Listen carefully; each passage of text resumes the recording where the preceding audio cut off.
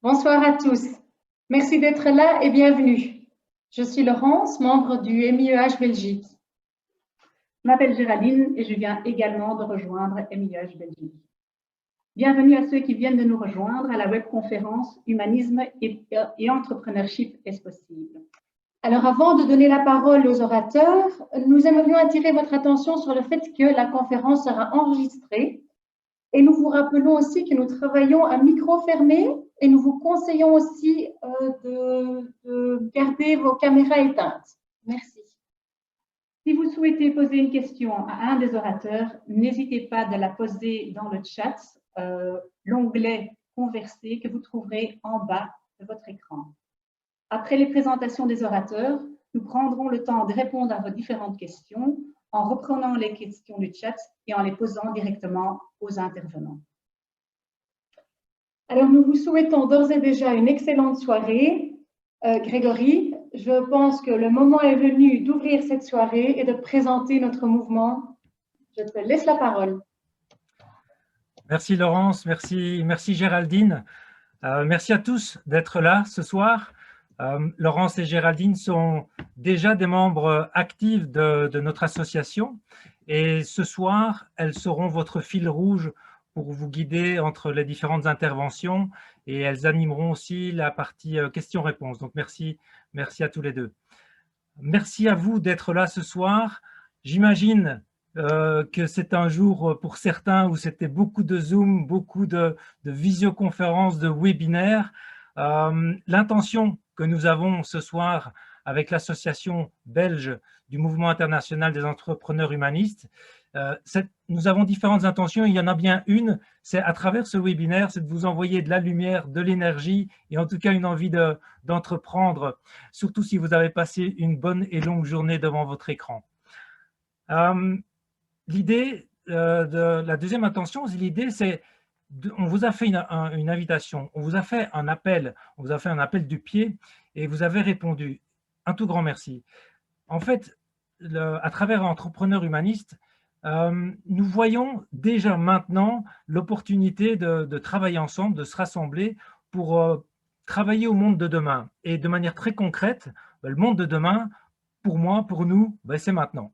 Donc l'idée, c'est de travailler directement ensemble maintenant sur le monde de demain avec une vision, avec une approche d'entrepreneur. Alors pourquoi notre association? Pourquoi maintenant? Pourquoi une association en plus? L'association belge du Mouvement international des entrepreneurs humanistes, c'est un appel du pied, comme je vous le dis, à ceux qui sont déjà dans l'action, à toutes les autres associations qui existent.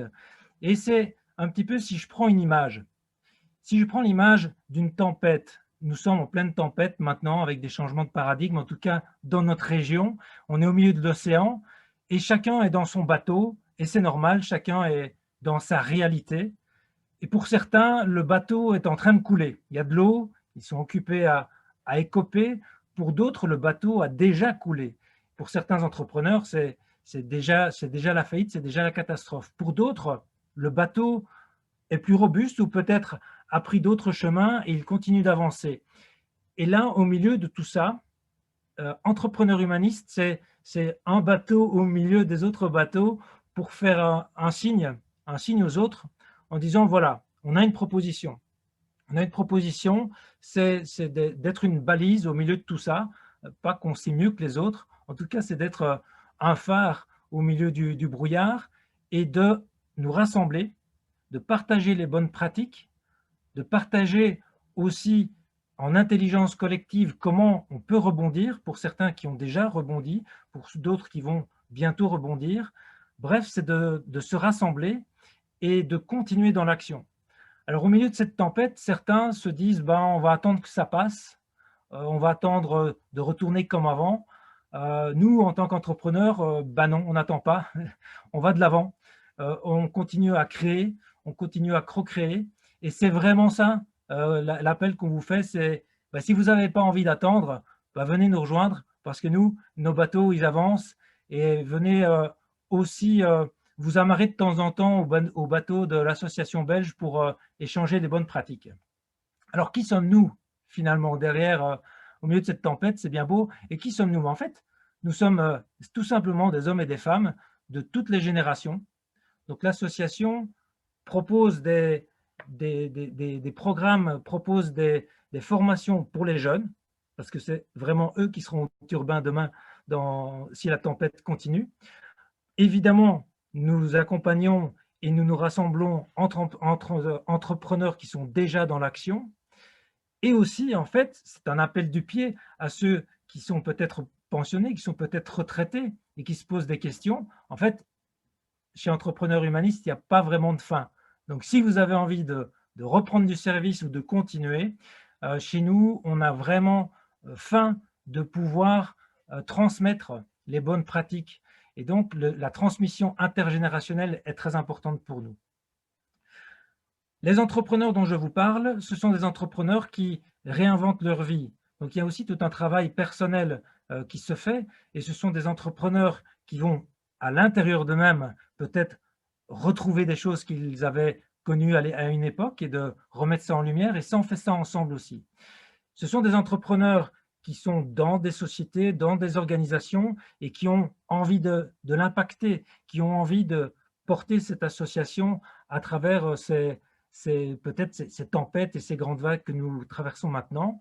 Et ce sont aussi des chefs, des dirigeants, des propriétaires d'entreprises qui ont les commandes et qui peuvent faire aussi une différence. C'est ça qu'on entend par entrepreneur. C'est vraiment une vision au sens large. Et de toute façon, le point commun, c'est de continuer à passer à l'action et de ne pas attendre, de se dire, le mouvement est en cours, allons-y.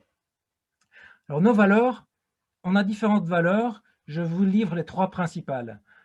On a une valeur d'humilité, une valeur d'harmonie et de liberté. Si je reprends l'image de la tempête, actuellement, c'est plutôt la valeur d'humilité qu'on travaille au milieu de tout ce bazar. C'est de l'inconnu, c'est peut-être recommencer une xème fois.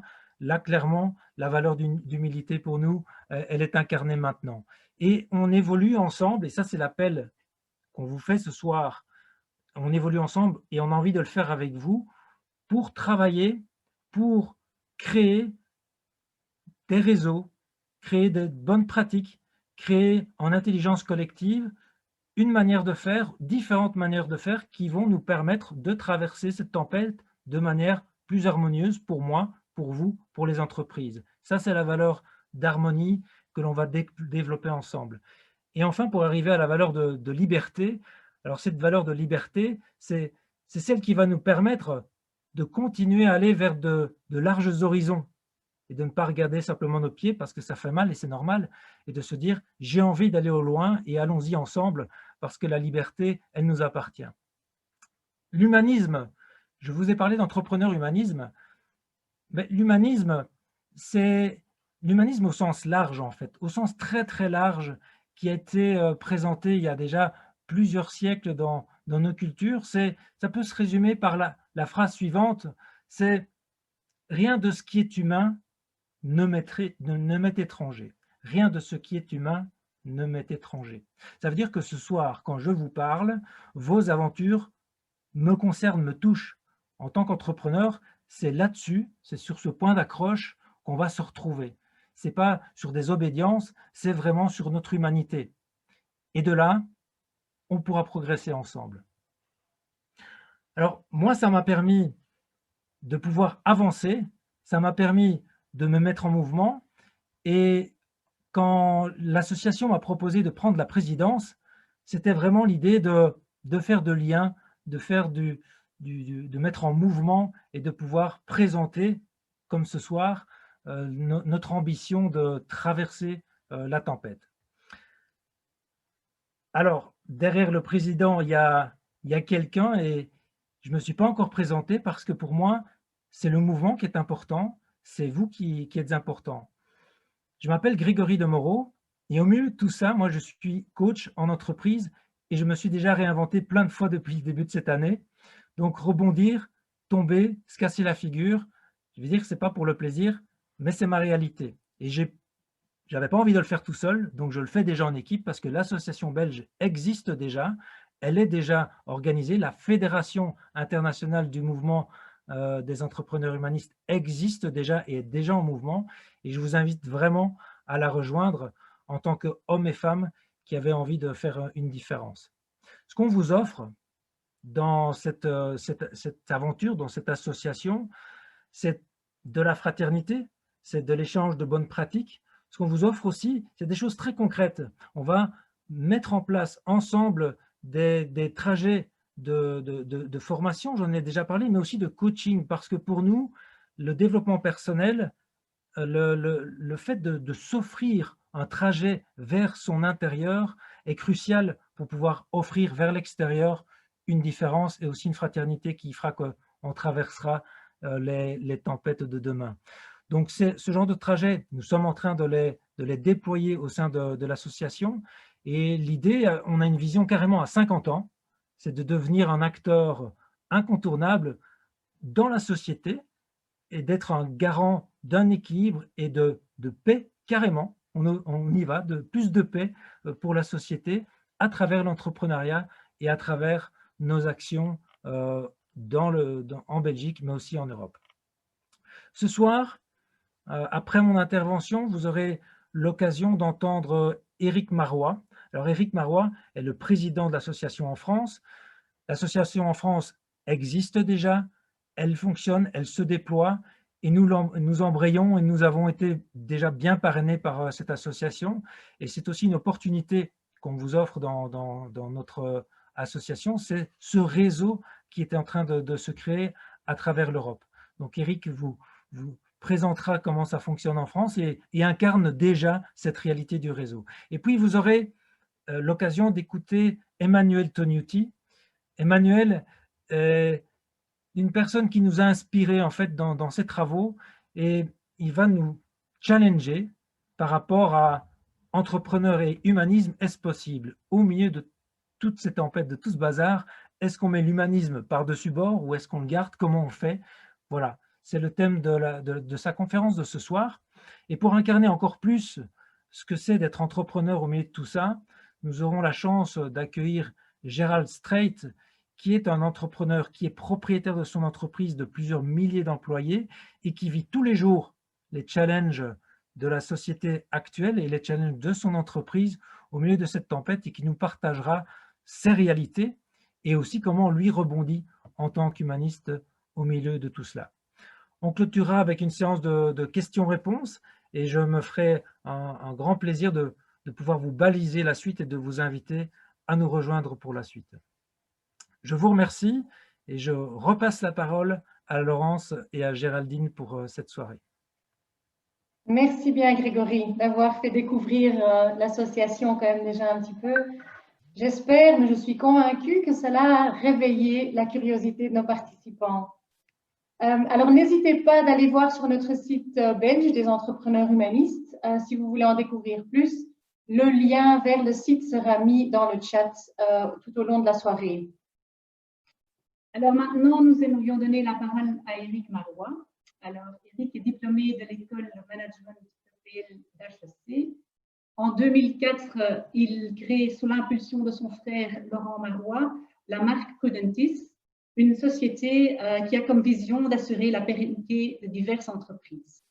Donc, comme Grégory nous l'a déjà dit, Éric est également le président de MIEH France et est notre parrain de notre association. Donc, il pourra concrètement illustrer le réseau MIEH. Éric, tu as la parole et on est tous à l'écoute. Bonsoir à toutes et à tous. Merci Laurence, merci Géraldine de cette très belle présentation qui m'émeut. Merci Grégory. Alors Grégory m'a donné 3 minutes. Je crains que ce soit un peu court, mais je vais essayer de tenir le challenge. J'éprouve un très grand plaisir d'être parmi vous ce soir et c'est un très grand honneur. J'ai été très touché de votre demande à être membre fondateur de votre association et aujourd'hui d'en être le parrain. Nos nombreux échanges par téléphone, par visio, à mon grand dame sans pouvoir nous rencontrer, ont permis d'ancrer assez rapidement votre volonté de construire et d'organiser une association forte et lumineuse.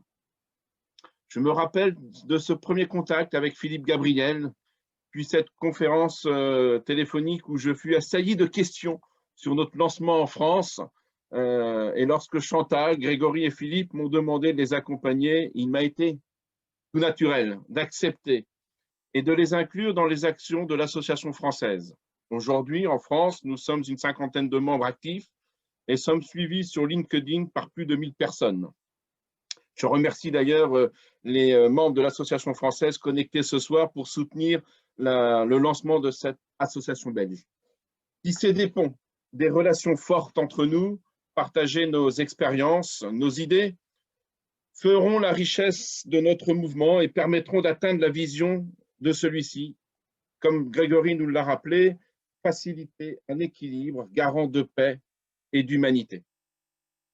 Nous sommes convaincus que l'entreprise est au service de l'être humain. En lançant ce pari fou, que de chemin parcouru en 2 ans. Imaginez, un soir de juin 2018, en Touraine, dans un lieu propice à nourrir l'esprit et le corps, après une conférence sur la transition digitale et humanisme animée par Emmanuel Tonuti, ce conférencier de renommée internationale, venu se perdre dans la vallée des rois, a osé me glisser à l'oreille « Et si nous lancions le mouvement international des entrepreneurs humanistes ?» Qu'à cela tienne, lui ai-je répondu, sans trop savoir, je vous l'ai vu, ce que cela impliquait. La vision était irrésistible et cela faisait sens par rapport à ma façon de vivre l'entreprise au quotidien. C'est ainsi qu'en septembre suivant, nous nous retrouvions à 17 cadres et dirigeants d'entreprise à Lugano, en Suisse, pour lancer les fondamentaux de notre mouvement international, à savoir la vision, la mission et les valeurs. 1 an plus tard, à Lyon, c'est la charte de l'entrepreneur humaniste intitulée « Réveiller les consciences » qui fut écrite par une 40aine de cadres et dirigeants sous l'œil éclairé et éclairant de Gérald Strait. Et ce soir, c'est ici en Belgique que l'aventure continue. Désormais, c'est à chacun de nous, ici présents, d'écrire la suite. La crise que nous traversons fait dire à beaucoup qu'il y aura un avant et un après. Beaucoup appellent de leur vœu ce monde d'après. Mais quel est-il, ce monde d'après? Pour nous, entrepreneurs humanistes, c'est la vision d'un monde plus humain, plus respectueux de l'environnement, plus fraternel. C'est un monde où la finance n'est pas le seul prisme de décision, c'est un monde où l'argent est la conséquence de nos bonnes relations et non pas le but. En France, nous allons créer des communautés dans les territoires pour être au plus près du terrain et distiller ce message et communiquer sur les bonnes pratiques de cette philosophie. Oui, être entrepreneur humaniste, c'est possible. Excuse-moi Emmanuel de te voler ta conclusion. Chacun de nous a le pouvoir de changer le monde là où il est et à la mesure de ses moyens, à la manière du colibri s'activant à éteindre l'incendie de la forêt amazonienne. Nous sommes des colibris humanistes. Alors, est-ce que vous êtes prêts à relever ce défi ce soir? On n'est pas dans une salle, sinon j'aurais entendu un grand « Ouais !» Eh bien, pour matérialiser ça, je vous propose de prendre une feuille de papier et un crayon et que chacun inscrive sa première action concrète à faire dès ce soir ou demain pour répondre à ce grand défi d'humanité. Et pour ceux et celles qui le souhaitent, n'hésitez pas à le partager dans le chat. Le seul risque, c'est que cela pourrait donner encore plus d'idées d'action de grande envergure à votre président, à mon ami Grégory. Je vous souhaite de vivre pleinement les valeurs de notre mouvement, ces valeurs d'harmonie, de liberté et d'humilité. Le grand sage disait « Iti weko wao waka ituari te waka » un filet d'eau qui s'infiltre par un petit trou peut submerger un canoë.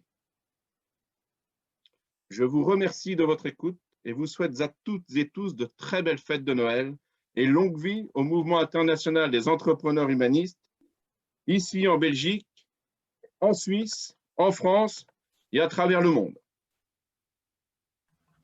Merci beaucoup, Eric, pour cette illustration concrète et pour ta sagesse. Nous vous rappelons par contre que si vous avez des questions pour nos intervenants, vous pouvez les poser dans le chat. N'oubliez pas de préciser peut-être à qui s'adresse votre question. Alors maintenant, nous avons l'immense plaisir d'avoir Emmanuel Tenuti parmi nous ce soir. Emmanuel est président du Mouvement international des entrepreneurs humanistes et il entraîne les directions générales à mettre en œuvre leurs décisions stratégiques en cohérence avec les valeurs humanistes. Tout un challenge. Emmanuel est docteur en théologie de l'Université Laval au Canada. Son domaine d'expertise porte sur les analyses des comportements des leaders sous stress dans les environnements internationaux et multiculturels. Quoi de plus actuel d'ailleurs? Professeur de leadership au sein de l'Executive Education de HEC Paris, il prépare les futurs dirigeants à une nouvelle vision du monde des affaires. Il est également auteur de plusieurs ouvrages, dont L'urgence éthique et le leadership de l'amour. Alors Emmanuel, humanisme et entrepreneurship, est-ce possible? Merci beaucoup Géraldine.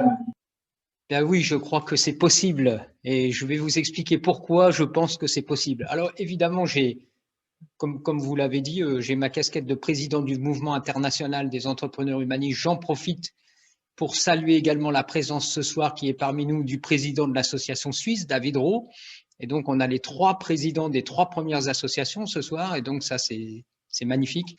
Et puis, donc, juste pour dire un mot, que le premier conseil d'administration du mouvement a eu lieu fin du mois de novembre avec des décisions stratégiques importantes, dont l'une est vraiment de soutenir le développement des associations nationales en tenant vraiment compte des différences culturelles, du respect des différences culturelles, des traditions, des coutumes.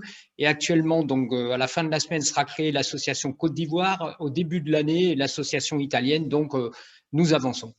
Alors ça, c'était juste un mot pour vous dire un peu où en est le mouvement. Ce soir, donc, je vais vous parler de mon expérience d'entrepreneur parce que moi, je suis un entrepreneur. J'ai fait le pas il y a une vingtaine d'années et je vais vous expliquer comment j'ai fait le pas alors que j'étais professeur d'éthique sociale, économique et politique à l'université. Sincèrement, je ne m'attendais pas à devenir entrepreneur, bien que dans ma famille, il y a une longue tradition d'entrepreneur, donc il doit y avoir quelque chose d'un code génétique à l'intérieur de moi-même qui m'a fait me lancer. Mais donc, pour vous raconter cette histoire et aussi utiliser à la fois de la théorie et de la pratique, je vais revenir sur 3 points en particulier, qui est ma propre expérience, le démarrage. Comment on peut se lancer il y a 20 ans sur un sujet sur lequel vraiment peu de gens sont intéressés, c'est-à-dire comment prendre des décisions cohérente avec les valeurs humanistes. Alors là, je vais vous expliquer comment ça s'est passé vraiment. Un deuxième point sur entrepreneurship et leadership, qu'est-ce que ça signifie vraiment et comment on peut manier ces 2 éléments que sont l'entrepreneurship et le leadership qui sont différents, à ne pas confondre l'un et l'autre. Et puis un 3e point sur la question de l'amour, la nécessité de l'amour, la nécessité de l'altruisme qui fait partie vraiment du concept de l'humanisme.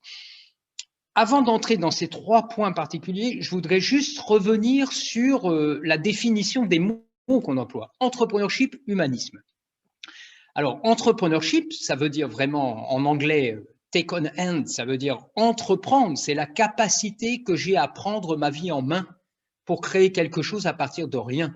Donc, on peut avoir ici 2 types d'entrepreneurship ou d'entrepreneuriat. Un premier qui est très, très individuel. Je décide de prendre ma vie en main et c'est une décision, et ça, je crois que c'est très, très important.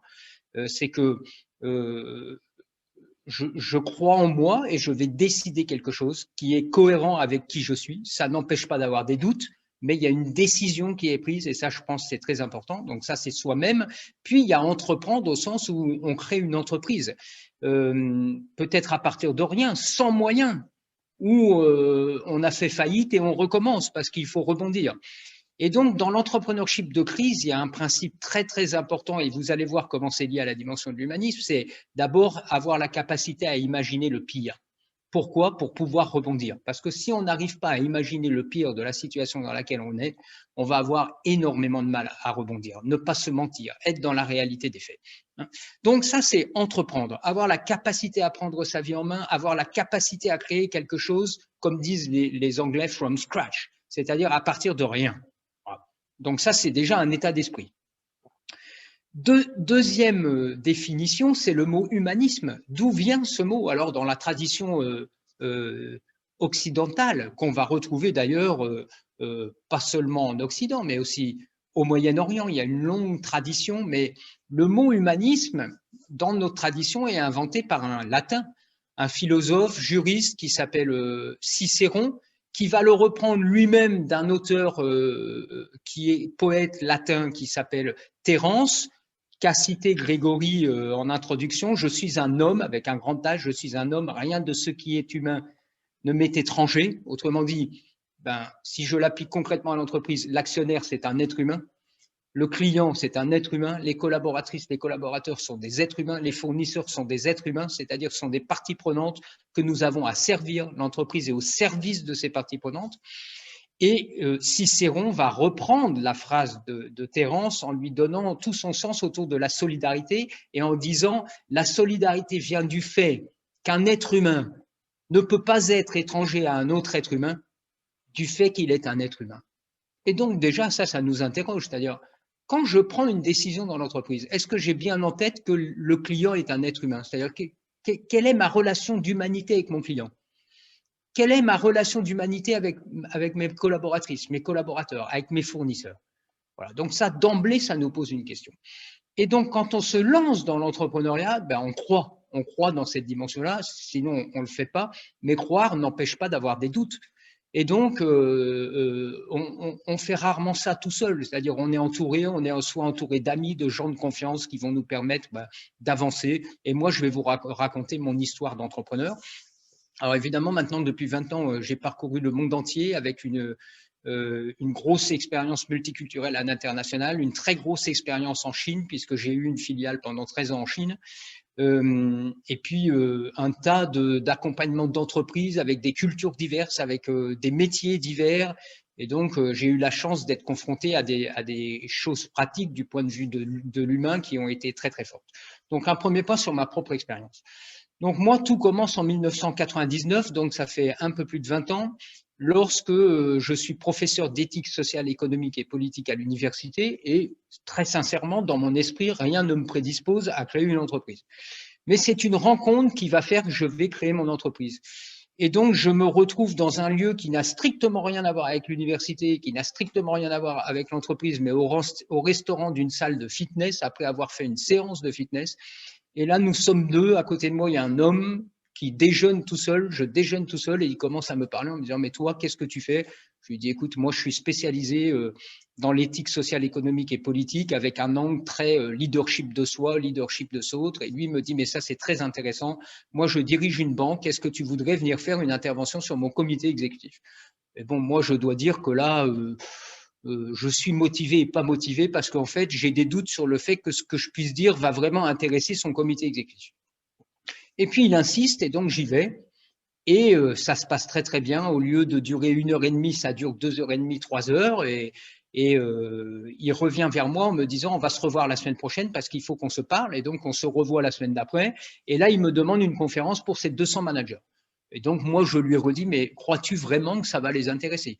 Il m'a dit « Oui, oui, ça va les intéresser. » Et donc, je fais une conférence qui leur plaît vraiment. Et là, il me donne rendez-vous une 3e fois. Et donc, lors de ce rendez-vous, il me dit « Tu dois changer de métier. » Alors, en fait, il est en train de me dire « Tu dois arrêter ton job de prof et de créer ta boîte pour te mettre au service des conseils d'administration et des comités exécutifs des entreprises pour les aider à définir et mettre en œuvre des modèles de leadership éthique et responsable qui reposent sur des valeurs humanistes. » Alors, en fait, en me disant ça, il est en train de me définir mon positionnement stratégique.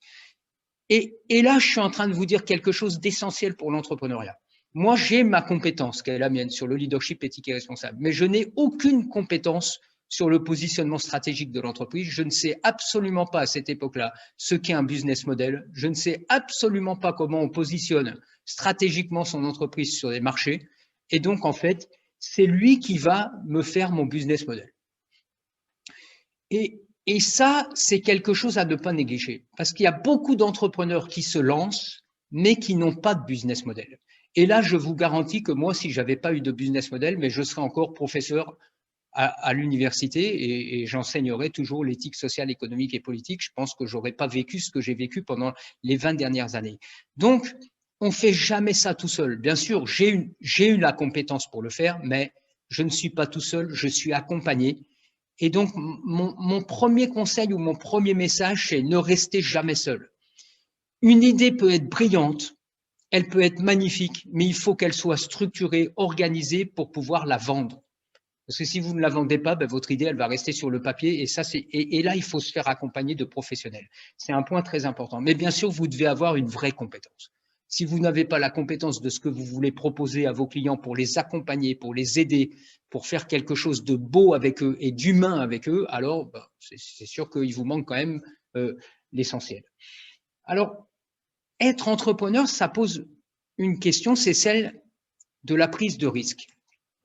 Et je dois partager ça avec vous parce que j'ai passé des nuits à ne pas dormir sur cette prise de risque. C'est-à-dire, j'ai un poste de prof à l'université, je suis bien au chaud dans mon bureau, dans mes amphithéâtres avec mes étudiants, j'ai un salaire qui tombe tous les mois.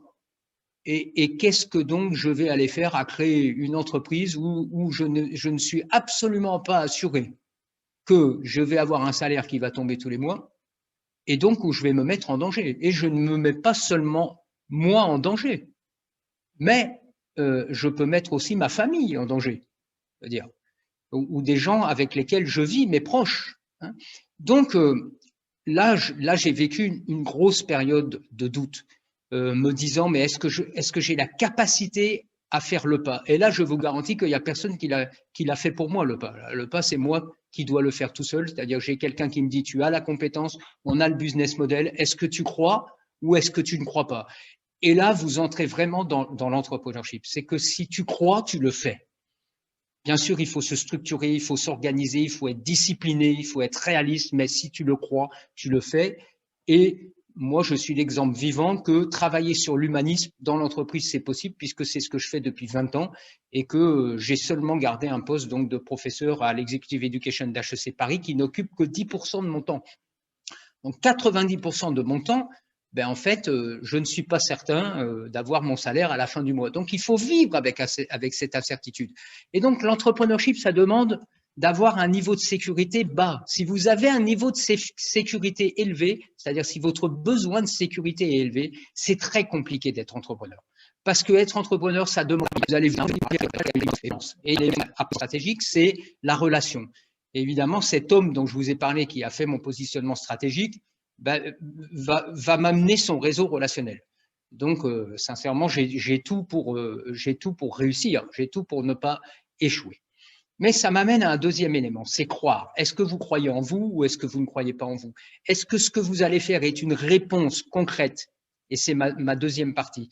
Est-ce que c'est une réponse concrète au sens de votre existence ou pas? Voilà, ça c'est une vraie question. Est-ce que ce que vous allez faire vous préoccupe de manière ultime ou pas? Est-ce que ça répond au sens de votre vie ou pas? Pourquoi? Parce que si ça répond au sens de votre vie, vous allez pouvoir transmettre ce sens aux autres. Et c'est là où on va parler de leadership. Et là, il va y avoir un doux mélange entre l'entrepreneurship et le leadership. C'est-à-dire, vous avez créé quelque chose à partir de rien et là, maintenant, vous allez développer votre capacité à influencer, votre capacité à être suivi, à votre capacité à donner du sens quand parfois ça vous paraît complètement absurde. À titre d'exemple, prenons un exemple très concret, la crise sanitaire de la Covid-19, c'est absurde dans le sens où moi je passe des visioconférences depuis le 1er avril dans le monde entier où les gens sont de plus en plus désespérés, c'est-à-dire dans les entreprises, les gens sont de plus en plus désespérés entre les quarantaines qu'on doit faire, la manière dont on doit se repositionner, faire tout en visio, passer de 100% de présentiel à 100% de distanciel dans certains domaines, c'est complètement déstabilisant. Si je n'ai pas une capacité à donner du sens à ce que je fais dans ce moment-là, alors bon, ça va être très, très compliqué. Et donc, cet acte d'entreprendre, je vais aller loin parce que ça touche à la dimension du courage. Et le courage, c'est d'affronter deux choses qui sont à l'intérieur de vous-même, pas seulement en tant qu'entrepreneur, mais deux choses essentielles qui sont partie intégrante de l'être humain, sont les deux angoisses qui nous constituent. Alors, des angoisses, c'est inconscient. Évidemment, c'est pas conscient. La peur est consciente. C'est-à-dire, peur du lendemain, j'ai peur du lendemain, j'ai peur de ne pas avoir de salaire demain, il y a un objet qui est identifié. Mais l'angoisse n'a pas d'objet identifié. Et nous avons deux angoisses. Et il faut savoir que Ces deux angoisses sont en sourdine. Évidemment, vous vous réveillez le matin avec ces deux angoisses, mais vous ne vous dites pas tous les matins « j'ai ces deux angoisses », sinon ce serait très difficile de vivre. La première, c'est l'angoisse de la mort. C'est-à-dire, potentiellement, tous les jours, nous pouvons mourir. Et la crise sanitaire dans laquelle nous nous trouvons aujourd'hui nous rappelle quelque chose d'essentiel. Et c'est ce qui nous paralyse, c'est que nous sommes mortels. Nous sommes mortels, nous sommes en survie biologique tous les jours. Et donc, le courage d'être, le courage d'exister, parce que vous allez faire dans votre entrepreneurship, c'est déjà une réponse à cette première angoisse. Première angoisse. Puis, il y a une deuxième angoisse.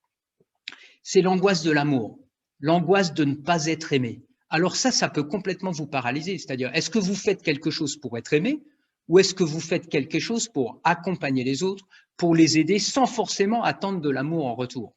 Voilà un autre élément clé qui est un succès fondamental de votre entrepreneurship, de votre capacité à convaincre, de votre capacité à aller de l'avant.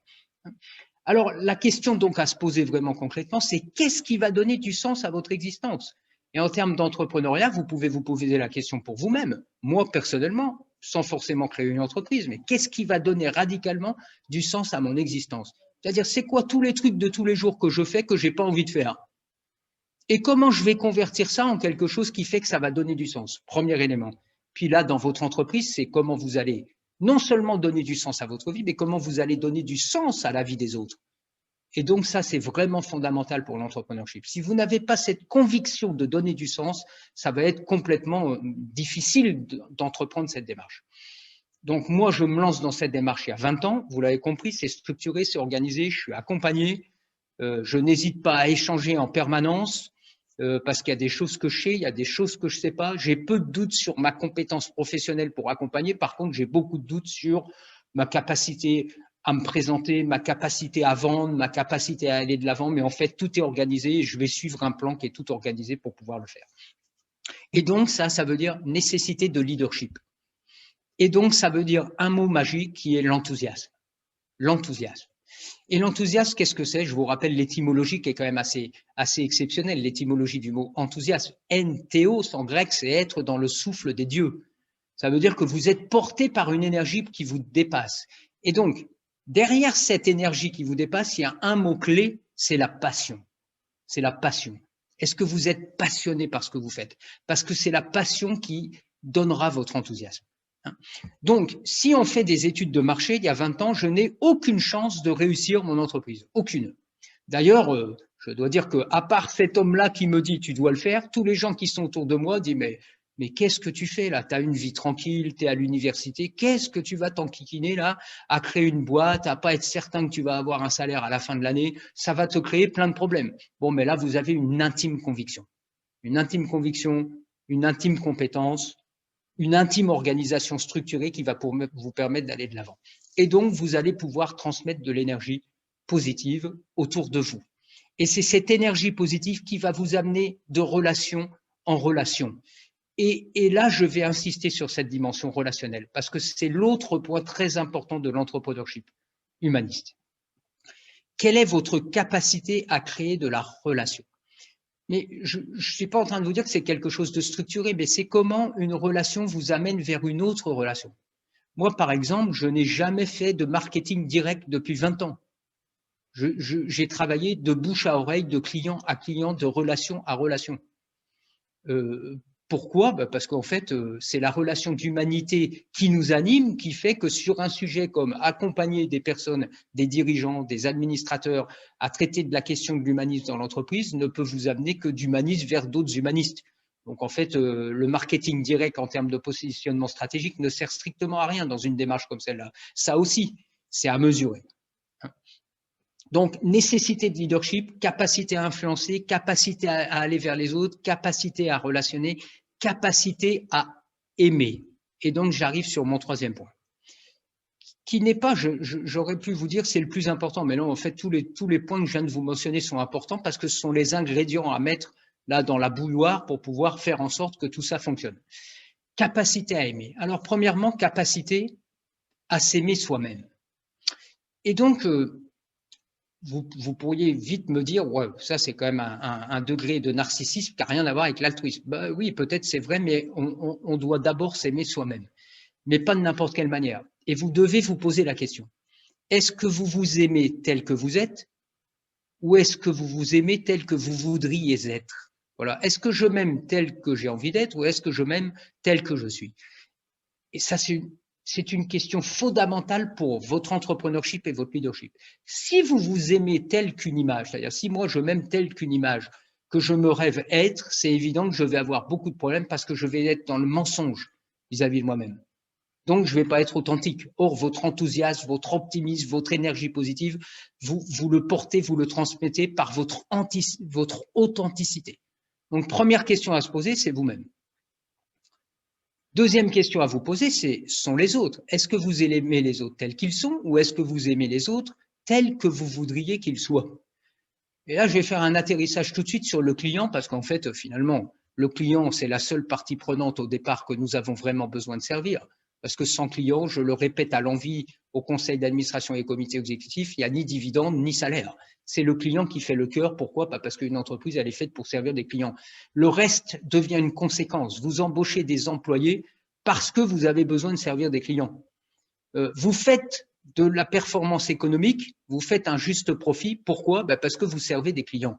Et ça, c'est vraiment fondamental. Et dans le service du client, il y a une notion d'amour qui est très, très forte. C'est ce que j'ai décrit dans mon livre « Le leadership de l'amour », c'est que est-ce que vous aimez le client tel qu'il est ou tel que vous voudriez qu'il soit? Autrement dit, je vais vous le dire de manière plus crue. Est-ce que vous aimez le client pour la somme d'argent qu'il vous le rapporte ou pour le service que vous lui donnez, l'argent n'étant qu'une conséquence du service que vous lui donnez? Alors là, on est dans ce qu'on peut appeler dans un modèle économique inversé. Et c'est ça l'entrepreneuriat humaniste. La notion de service qui est la mienne fait que ma performance économique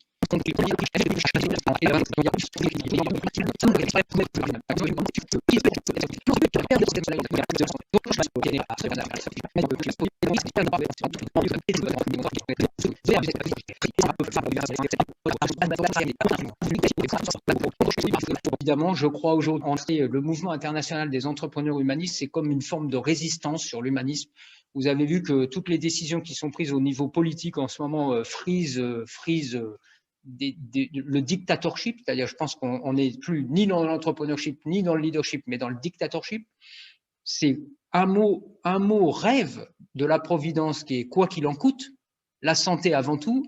Bon, là, je crois que sans critiquer cette dimension qui est vraiment très, très importante, c'est-à-dire l'humanisme, c'est le juste équilibre. Comment on fait pour trouver un juste équilibre? C'est-à-dire quand vous êtes dans une entreprise, vous devez prendre des décisions concrètes qui vous amènent à trouver un équilibre. C'est rare que la vie soit noire ou blanche. Et la vie peut être noire et blanche. La vraie question, c'est quand vous prenez vos décisions, est-ce que ces décisions sont cohérentes avec les valeurs humanistes que vous portez? En l'occurrence, et je vais conclure sur ça, au mouvement international des entreprises humanistes porté par les associations nationales présentes ce soir, la France, la Belgique et la Suisse, je le dis dans l'ordre de création, toutes les décisions, toutes leurs stratégies doivent être cohérentes avec les trois valeurs qui sont les nôtres, l'harmonie, l'humilité et la liberté. Ce n'est qu'à cette condition que ce sera garant de succès pour pouvoir dire oui, l'entrepreneurship et l'humanisme, c'est possible, mais surtout de le faire. Voilà, merci beaucoup pour votre attention. Merci à toi, Emmanuel. Quelle énergie! Ce que je retiens, c'est des mots qui m'appellent, authenticité, passion, relation, conviction à donner du sens. Je retiens surtout que la vie est pleine de surprises, mais la prise de risque est un choix et un enrichissement de soi qui amène à être un entrepreneur humaniste. Nous avons maintenant un invité surprise, enfin, il a déjà été annoncé. Gérald Strait est un entrepreneur humaniste en action. Il est président et copropriétaire de son entreprise, Delphinian Industry. Et il a répondu présent à notre demande pour partager son expérience concrète. Gérald, merci beaucoup d'avoir accepté notre invitation et de soutenir notre lancement. C'est avec grand plaisir que nous te laissons la parole pour nous partager ta réalité de dirigeant impliqué tous les jours au cœur de ton entreprise. Gérald, tu as la parole. Merci. Bien, bonjour à toutes et bonjour à tous. C'est pas la première fois que j'interviens après Emmanuel et c'est de plus en plus dur. Donc, c'est compliqué. En tout cas, merci beaucoup. C'est toujours un plaisir. Ça rafraîchit la mémoire. Et je voulais revenir sur l'urgence de ce mouvement, l'intérêt. Et on voit depuis sa création l'engouement des personnes. À chaque fois qu'on en parle, en disant c'est important, ça m'intéresse, comment on peut faire, comment on développe les éléments. Je pense qu'il y a un réel besoin. Je pense que ce qui caractérise aussi un entrepreneur, et on a du mal à le réaliser, surtout quand ça va pas bien, c'est un entrepreneur, c'est un homme libre. Il n'y a personne derrière pour le forcer à décider. À un moment donné, on peut dire stop. Et le plus dur, c'est de dire non, parfois, parce qu'il y a des choses qui ne sont pas correctes. Et la vraie liberté d'un entrepreneur, c'est de pouvoir dire non. Tout le monde n'a pas cette liberté. Et ça, c'est compliqué. Et ça, c'est vraiment un bonheur intense de dire non. De dire non à un client, de dire non à un fournisseur, parce qu'il dépasse les bornes. Et ça fait plaisir. Mais ils n'ont pas l'habitude face à un entrepreneur propriétaire. Et c'est vraiment quelque chose qui donne du plaisir. L'autre point, et j'expliquerai un petit peu l'entreprise et mon parcours, parce qu'Emmanuel vous a donné déjà toute la théorie, je vais essayer de vous expliquer ce qu'on a fait, voir si ça match.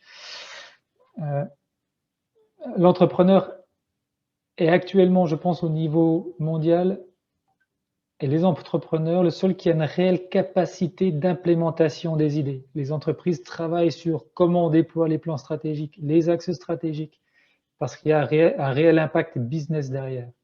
Donc, les entrepreneurs sont des hommes libres. Et deuxièmement, je pense que c'est eux et c'est nous qui avons le réel pouvoir actuellement de faire changer les choses. Parce qu'on a un impact terrain qui est important, drivé par ça. Et c'est urgent parce que même si on a vécu une période de paix absolue en termes de nombre de morts dans le monde, les conditions sont en train de changer. On a un réchauffement climatique, on a une crise sanitaire, on a des éléments angoissants qui sont là, amplifiés par des médias instantanés, qui font qu'on risque d'avoir un espèce de repli nationaliste ou repli communautaire qui est pas bon, qui va générer des tensions, on va chercher des culpabilités plutôt que des solutions, enfin, on va faire tout ça. Donc, il y a une urgence à travailler un petit peu tous ces éléments-là et surtout de les déployer. Et ça tombe bien, on a l'impression que les gens, et surtout ceux qui sont là autour de Zoom, sont plutôt conscients de ça. Donc, c'était les premiers mots. Et puis, bon, si vous avez peut-être déjà allé sur Internet, vous avez déjà peut-être tapoté Gerald Strait ou Delfingen et vu quelques éléments. Donc, Gerald Strait, il y a un joueur de violoncelle, c'est pas moi. Et il y a un Mark Strait, qui est un joueur de hockey, c'est pas moi. C'est peut-être mon cousin, mais je suis pas sûr. En tout cas, voilà ce qu'on fait. Et je vais juste raconter un petit peu le parcours et l'histoire et comment ça nous a amené là. Et à cette réunion avec Eric, Emmanuel, à démarrer ce mouvement, à pousser un petit peu ça. Alors tout d'abord, pour planter un petit peu le tableau, parce que j'ai entendu beaucoup de choses qui flattent, et ça fait du bien de temps en temps que les gens vous disent des choses qui vous font plaisir. On aime tous ça. Et merci beaucoup pour ces gentilles choses sur moi et sur Delfingen. Delfingen, on est une entreprise familiale. Elle a été créée en 1954 par mon grand-père. Et je suis la 3e génération, donc j'essaie de ne pas la mettre par terre et de contrer un petit peu les statistiques. On est dans le secteur automobile, on a un équipementier de rang 2 automobile. On est présent, suite à une très grosse acquisition cette année pendant la crise, on est à peu près 4000 personnes. On est présent dans 23 pays avec à peu près une 40aine de sites de production. Donc, on a des différences de culture qui vont du Japon au Brésil en passant par l'Inde. Et on a des clients qui sont internationaux et globaux, c'est-à-dire qu'ils veulent le même produit partout, avec le même niveau de qualité, mais fait par des gens avec des cultures différentes, des moyens qu'on essaie de standardiser et surtout des matières premières qui sont différentes. Donc, c'est un beau challenge de coordonner tout ça. On devrait faire à peu près un chiffre d'affaires l'année prochaine en fonction des aléas entre 350 et 360 millions d'euros de chiffre d'affaires. Donc voilà un petit peu pour le décor, ce qui est à la fois très petit dans notre secteur de marché, mais qui donc qui nous permet d'être au contact des clients, comme le disait Emmanuel, et contact des collègues encore, même si je vous avoue que sur 4000, je ne retiens pas tous les prénoms, surtout les asiatiques, très compliqué, mais qui à la fois nous génère des complexités de très grands groupes sur la coordination, sur le travail, sur le reporting. Donc il faut qu'on pallie à ça avec quelques artifices. On est bien au contact du terrain, mais on a une complexité de grands groupes.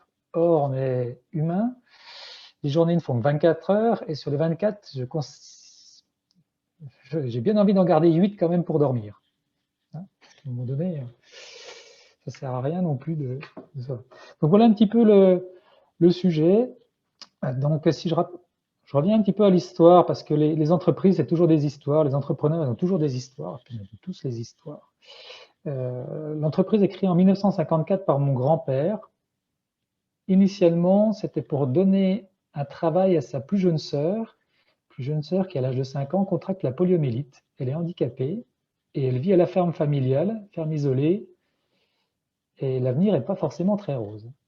Mais comme vous l'avez noté, Stret, pour les Français, c'est pas tellement berrichon, ça vient de Suisse, culture plutôt protestante, donc le travail est vraiment en haut de l'échelle, pas de travail, point de salut. Et donc il crée une toute petite société pour la tente, pour faire des petites pochettes plastiques soudées avec une matière révolutionnaire à l'époque, c'est du PVC. Les premiers équipements PVC, c'est l'armée allemande qui l'avait pour se protéger de la pluie. Et démarre l'activité là autour. Et puis en 1973, mon père revient du service militaire, il est forcé un petit peu par mes grands-parents à reprendre l'entreprise qui compte à peu près 6-7 personnes, parce que son frère aîné, lui, est né handicapé. Et donc mon père, qui se vouait plutôt à une carrière militaire, reprend l'entreprise familiale pour s'occuper à la fois de son frère et à la fois de la grand-tante. Et l'entreprise va continuer de vivoter comme ça, avec plusieurs passages, des risques de liquidation jusque dans le milieu des années 80. Au milieu des années 80, là aussi, comme le disait Emmanuel, c'est une rencontre. Un de nos clients qui nous demande de savoir si on est capable de produire des tubes en plastique crénelés que vous voyez dans le bâtiment, les grilles là que vous voyez qui sortent de ça, et qui viennent, c'est les mêmes, qui entrent dans l'automobile pour protéger les fils électriques. Et on démarre cette activité-là, et on bénéficie d'une chance, à l'époque on va dire une chance absolue, c'est que l'automobile s'électrifie massivement, on est à 20 km des sites de Peugeot-Sochaux, et c'est une activité qui va être vraiment un boom pour l'entreprise, boom jusque dans les années 90. Dans ces années 90, un éminent financier stratège décide qu'il faut baisser les coûts de l'industrie automobile de 20%. Et pour ça, vous avez 2 ans. Tout le monde vivait bien. Bon, il y a toujours des crétins qui n'en gagnent pas assez. Et à ce moment-là, nos clients qui fabriquent ces câblages, qui sont très manuels à assembler, toujours, vont essayer d'économiser les coûts. Et pour ça, ils vont dans des pays à plus faible coût de main-d'œuvre. Donc, c'est toujours des pays assez exotiques, souvent un peu risqués, parce que plus c'est risqué, moins c'est cher. Et à l'époque, les premiers pays, dans la fin des années 80, début des années 90, qui sont au plus faible coût de main-d'œuvre, c'est l'Espagne, le Portugal, qui rentrent dans le marché commun. C'est grâce à la chute de Berlin, du mur de Berlin, pas Berlin, oulala, malheureux. C'est les pays de l'Est, Roumanie, Slovaquie et autres. Et en fait, nos clients se déplacent dans ces pays-là. Nos produits sont très coûteux à transporter. Et puis, localement, des concurrents apparaissent. Et comme je vous l'ai dit, mon père est plutôt de nature militaire, version guerrière, et il est hors de question qu'un Espagnol, un Portugais, un Roumain viennent prendre son business, donc il les rachète et s'installe sur place. Premier contact avec le monde extérieur à la France, l'Espagne c'est pas la France, ça fonctionne pas pareil, et on y laisse une sacrée ardoise. Premier contact, premiers travaux, réflexion sur les valeurs, sur comment on pilote un groupe de 80 personnes, 100 personnes qui est réparti déjà sur plusieurs sites avec des langues qu'on ne maîtrise pas, avec une approche culturelle qu'on ne maîtrise pas. Donc ça a été un premier cheminement. Et puis, rêve américain oblige, hein, c'est cette période du baby boom, post-guerre. mon père pousse dans les années 96-98 pour moult choses, l'acquisition de 2 concurrents américains, puisque le plus gros constructeur automobile au monde à l'époque, c'est les États-Unis. Le numéro 2 et le numéro 3 aux États-Unis en 6 mois. C'est un investissement qui est colossal. L'entreprise en Europe fait 300 personnes. C'est 300 personnes aux États-Unis. C'est des flux dans tous les sens. C'est 10 années de galère. Parce que quand vous achetez en 98, ça tombe bien, 99, c'est la fin de la bulle Internet. Quand vous vous en remettez un petit peu début des années 2000-2001, c'est le 11 septembre. Et quand vous remettez la tête hors de l'eau, on se dit on n'est pas capable de gérer tout ça. Donc, on recrute des personnes venant de grands groupes à la culture complètement différente et on a une crise interne. Et donc, patatras 2003-2004. C'est pas grave, on redémarre, on repart. Et 2007, ça se passe bien. 2008, on dit punaise, ça y est, c'est sauvé. On rachète l'ancien concurrent sur le territoire américain en mars 2008. Septembre 2008, l'activité, moins 40% et rebelote. Donc, très, très délicat. Voilà un petit peu pour chaque fois qu'on s'est planté, l'histoire de l'entreprise. Je vous la fais courte.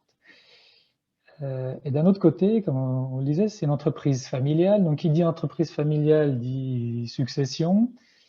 Et dans la famille, on n'est que 2 garçons potentiellement héritiers. Mon frère, qui fait des études d'ingénieur, et qui un soir où mon père le pousse, lui dit Ryan, jamais avec toi.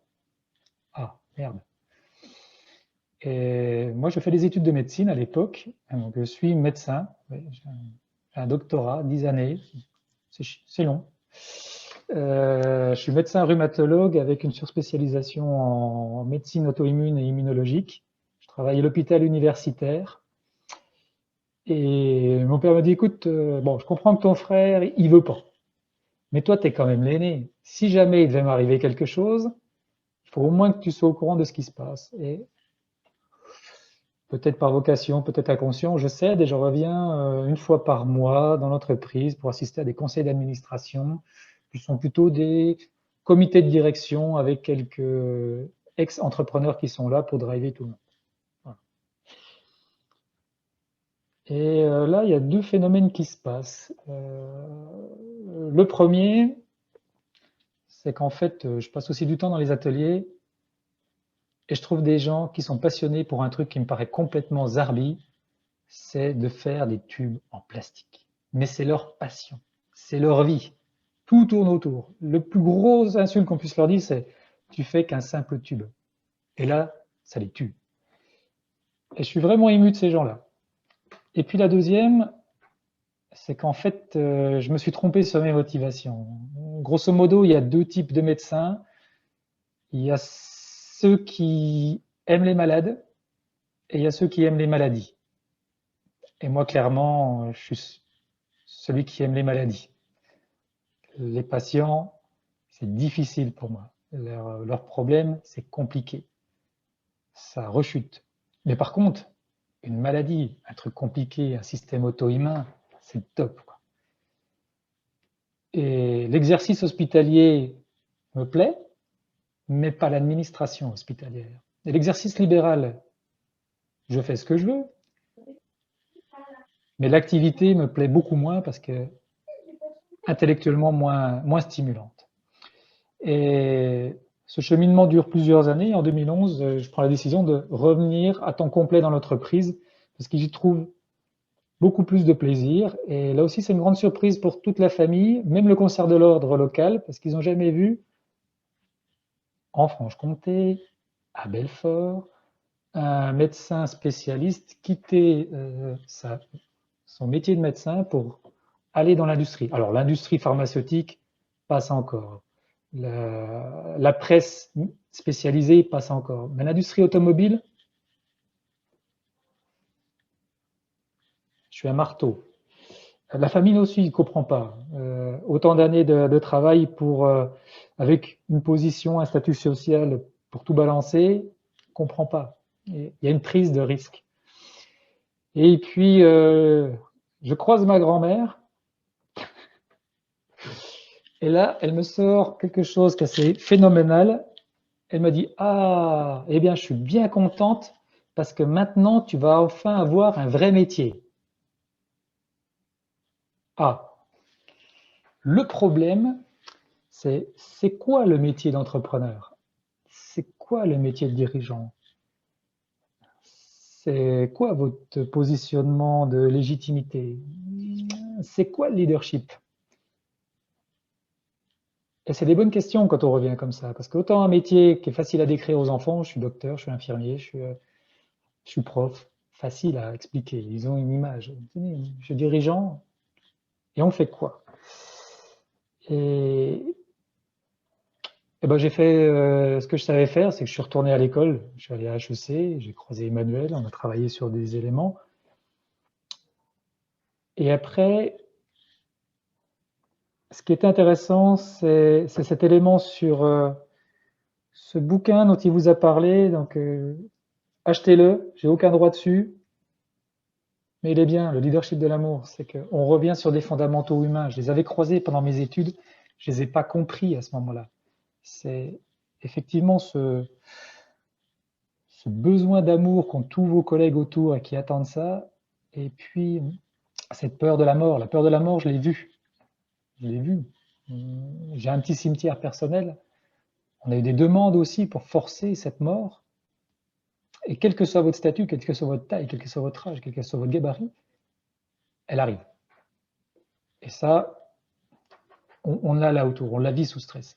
Mais ce besoin d'amour, oui, quand on reprend une entreprise, quand on reprend ça, on a des collègues qui vous regardent et qui ont besoin de savoir ça, besoin de sentir cette relation-là et que vous allez, entre guillemets, vous occuper d'eux. Et ça, c'est les premiers points à créer quand on est, moi je pense, quand on est entrepreneur. Et ces éléments-là vous amènent à beaucoup de réflexions sur comment on s'en occupe, comment on donne du sens à ce qu'on fait. Je rappelle, nous on fait des tubes plastiques pour l'automobile. Ça change pas le monde, ça. Et même ces temps-ci, le plastique, c'est pas super bien vu, quoi. Donc, comment on embarque tout le monde sur un projet qui n'est pas forcément super sexy à la base, quoi, qui ne donne pas forcément envie? Ben, c'est le sens. Et je me suis rappelé Patrick, ce qui s'appelle Patrick, il est toujours chez nous, qui m'a expliqué le métier, qui était passionné par ce métier. Et ben c'est ça, c'est des gens qui sont passionnés et on a envie de les aimer pour ça, on a envie de les accompagner et de ne pas les laisser sur le bord. Et donc on a commencé un bon travail avec le comité de direction en étant là autour, en travaillant ensemble sur déjà un grand principe du connais-toi toi-même, c'est quelles sont mes forces, quelles sont mes faiblesses, comment je réagis sous stress et comment collectivement on peut bénéficier de ces efforts là autour, construire un projet ensemble, mais un projet qui soit aligné avec soi-même. Et je leur ai dit...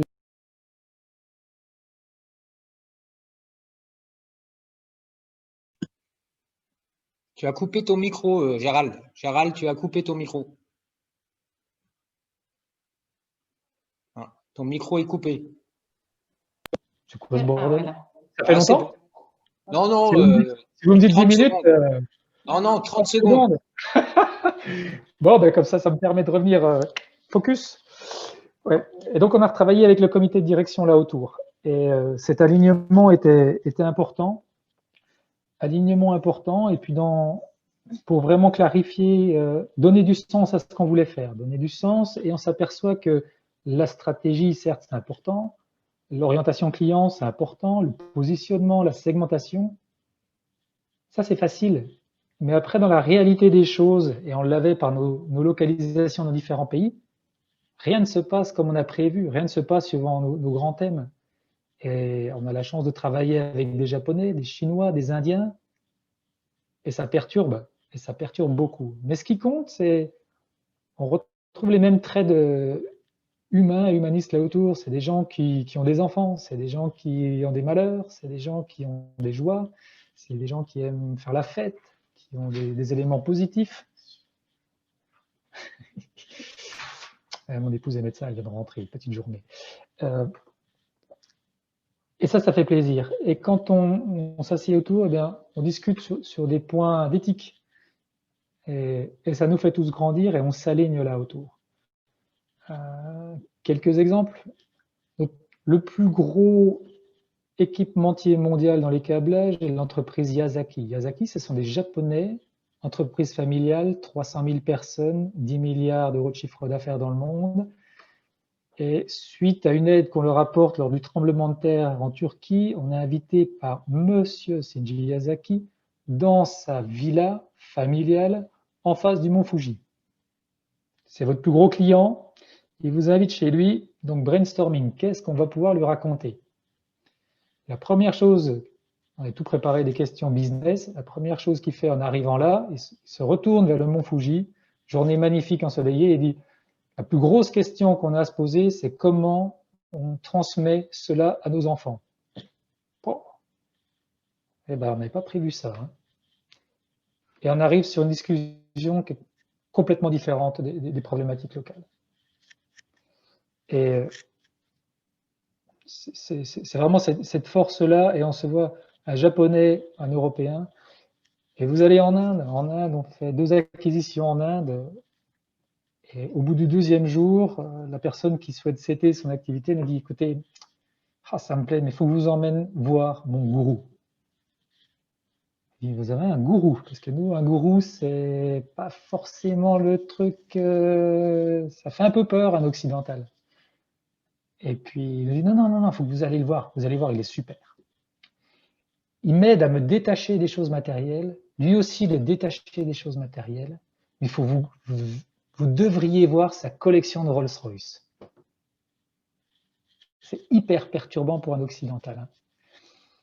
Deuxièmement, ils me disent, ouais, mais aujourd'hui, on ne mange pas de viande, on est végétarien. Ouais, d'accord, ok. Et le lendemain, on va dans un restaurant, ils mangent de la viande. Je dis, mais vous n'êtes pas végétarien? Il fait, non, c'était hier. Donc, pourquoi je vous raconte ces petites anecdotes? C'est qu'en fait, on réfléchit là entre nous, entre occidentales, sur des valeurs, sur des schémas de pensée, sur des éléments. Mais quand on se frotte à d'autres cultures, et je pense que c'est la chance de notre groupe d'avoir la taille qui nous permet de nous frotter à ça, on s'aperçoit que oui, il y a des fondamentaux humains, oui, on a tous les mêmes problèmes, entre guillemets, mais on y répond d'une façon différente.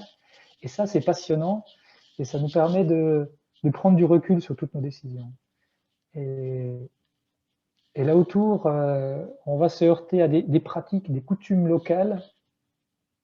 Et c'est à ce moment-là qu'on va mettre notre éthique en action, notre morale, nos valeurs. Mais face à la réalité du terrain, c'est qu'est-ce qu'on fait? Qu'est-ce qu'on fait? Et ces questions-là, elles sont dérangeantes. Vous avez les questions de corruption, vous avez les questions d'arrangement, vous avez les questions de personnalités toxiques que vous rencontrez chez les clients, chez des vendeurs, chez des fournisseurs. Et qu'est-ce qu'on prend comme décision quand on a 3000 personnes derrière qui attendent sur vous? Et c'est là qu'il faut être aligné. C'est là qu'il faut être aligné. Et je reviens à cet élément du chef d'entreprise qui a cette liberté, il faut en avoir bien conscience à un moment donné. Et pour ça, comme disait Emmanuel, il faut s'aimer et être assez à l'aise là-dessus, c'est cette capacité à dire non. Je pense qu'un entrepreneur humaniste, c'est quelqu'un qui dit non. Ça dépasse les bornes. Et c'est à la fois dur, mais c'est à la fois un vrai soulagement. Voilà ce que je voulais témoigner. Et puis, est-ce que ça marche tout ça? Parce qu'être un entrepreneur humaniste qui n'entreprend pas, on peut en trouver. Hein. Mais est-ce que ça marche?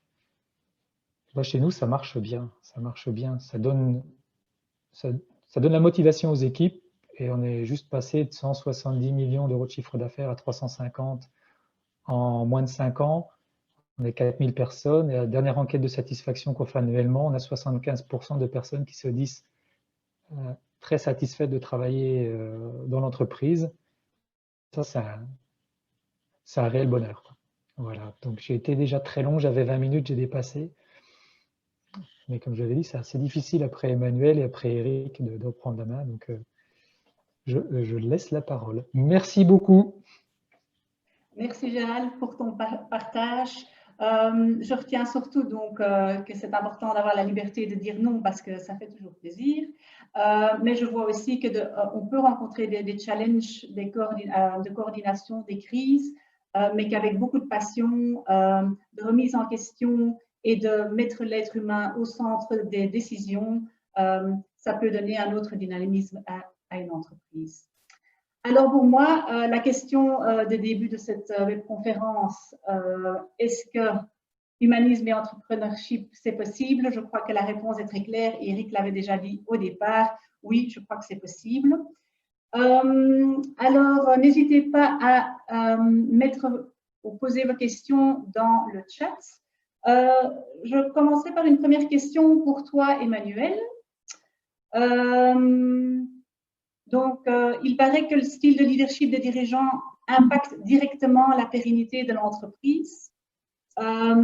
Tu prônes qu'il est essentiel d'approfondir notre connaissance de soi pour nous permettre d'évoluer vers un leadership plus responsable.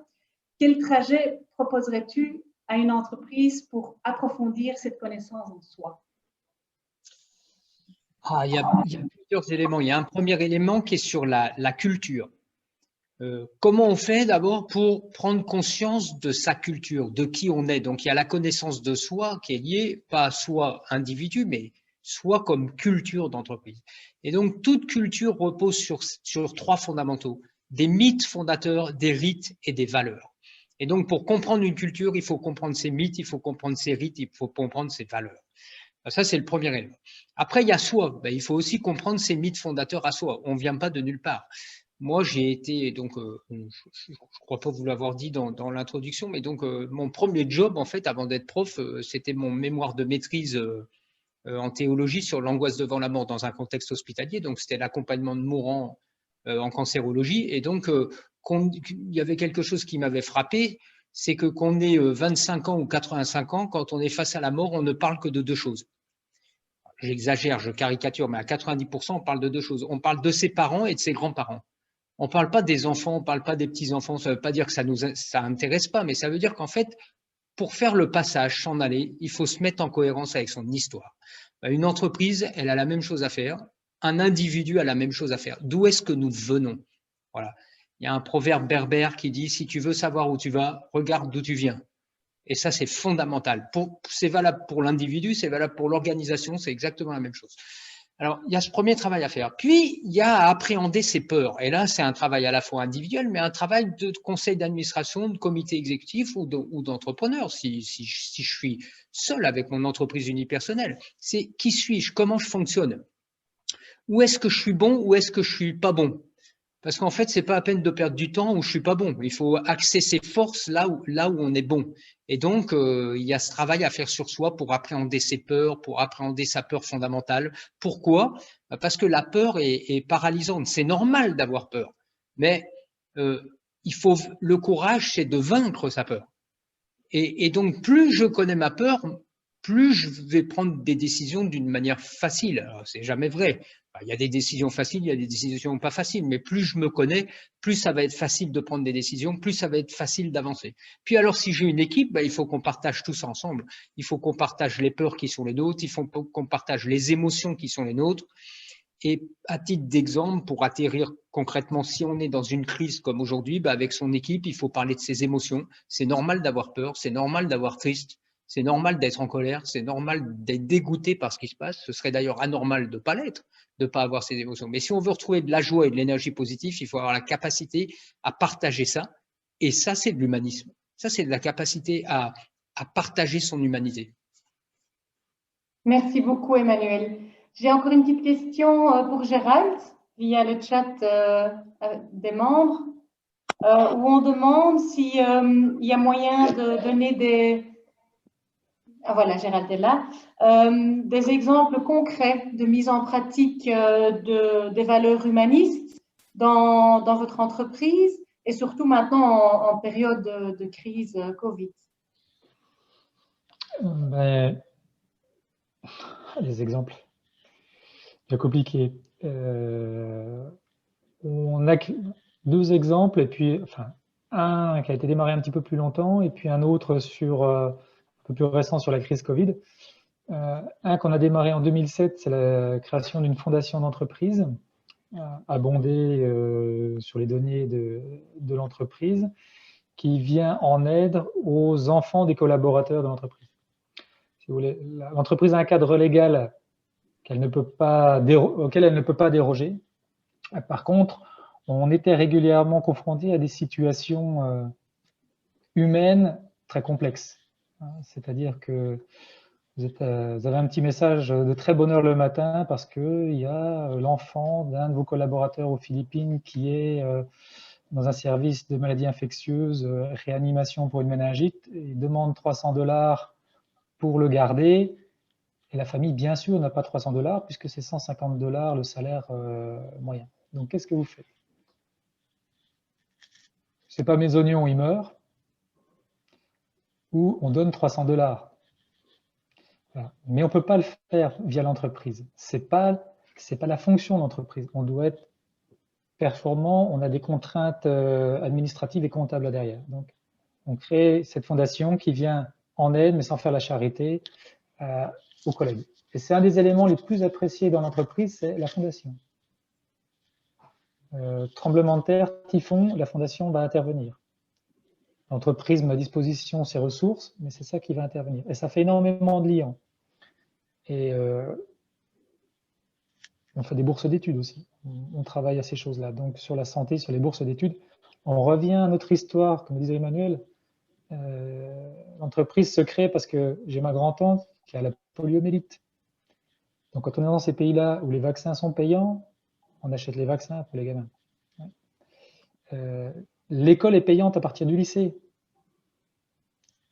Et donc, on va mettre en œuvre des bourses d'études. Donc, il y a cette partie fondation qui est une action qui est relativement simple, on va dire, à mettre en place.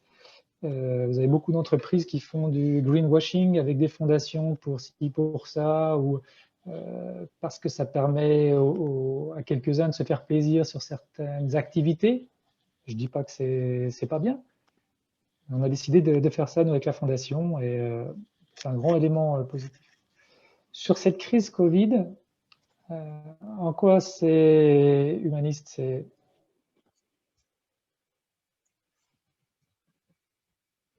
C'est compliqué, la crise Covid, c'est une crise sanitaire. On aurait dû être préparé. On aurait dû être préparé. Des cas aussi importants comme ça. J'ai l'impression qu'il y a un petit souci d'audio là. Encore? Oui. Je recommence. Vous m'entendez? Oui, là on vous entend. Oui. Normalement, c'est à Houston qu'on a un problème comme ça. On appelle Houston et on essaie de se poser. La deuxième, c'est sur la crise Covid. On a une action très locale. Et sur cette crise économique, pour vous donner une idée, on a eu des aides financières en France assez rapidement. Je ne sais pas comment ça s'est passé en Belgique. On n'a pas de site en Belgique. Mais par exemple, en Inde, notre site de Chennai a été fermé pendant 1 mois. Pendant 1 mois, fermeture. La réglementation dit pas de travail, pas de salaire. Donc, ce qui a été amené très rapidement, c'est une baisse des salaires de tous les cadres et surtout le management de 15% mondial. C'est hors scope de nos réglementations en France. Vous n'avez pas le droit de faire ça. Mais on l'a fait quand même. Et ces éléments-là nous ont permis de maintenir le salaire des collègues indiens, philippins, mexicains, brésiliens et honduriens, qui étaient les principaux touchés aussi par une crise. Quand vous avez moins 70% d'activité ou moins 90% comme au mois d'avril sur la plaque Amérique, ça a un impact. Donc, c'est là qu'on a mis en place cet élément de solidarité en disant les Français, les Américains, surtout les cadres, si on baisse votre salaire de 15%, ça va le faire quand même. Par contre, on maintient le salaire des collègues. Et on a notamment un de nos gros concurrents qui est en difficulté, qui a zabré tous ces salaires-là pour des questions de coûts. Et on l'a racheté en septembre. Mais l'impact que vous laissez derrière dans les familles, il est majeur. Il est majeur. Et je rappelle, un salaire d'un collègue indien chargé, un salaire décent, c'est 150 € par mois. Mais voilà, c'est les genres de petites choses où on fait attention et les gens sont très reconnaissants de ça. Voilà. Un petit exemple simple sur cette crise Covid. Merci beaucoup. Alors, on a une question d'un participant à la webconférence.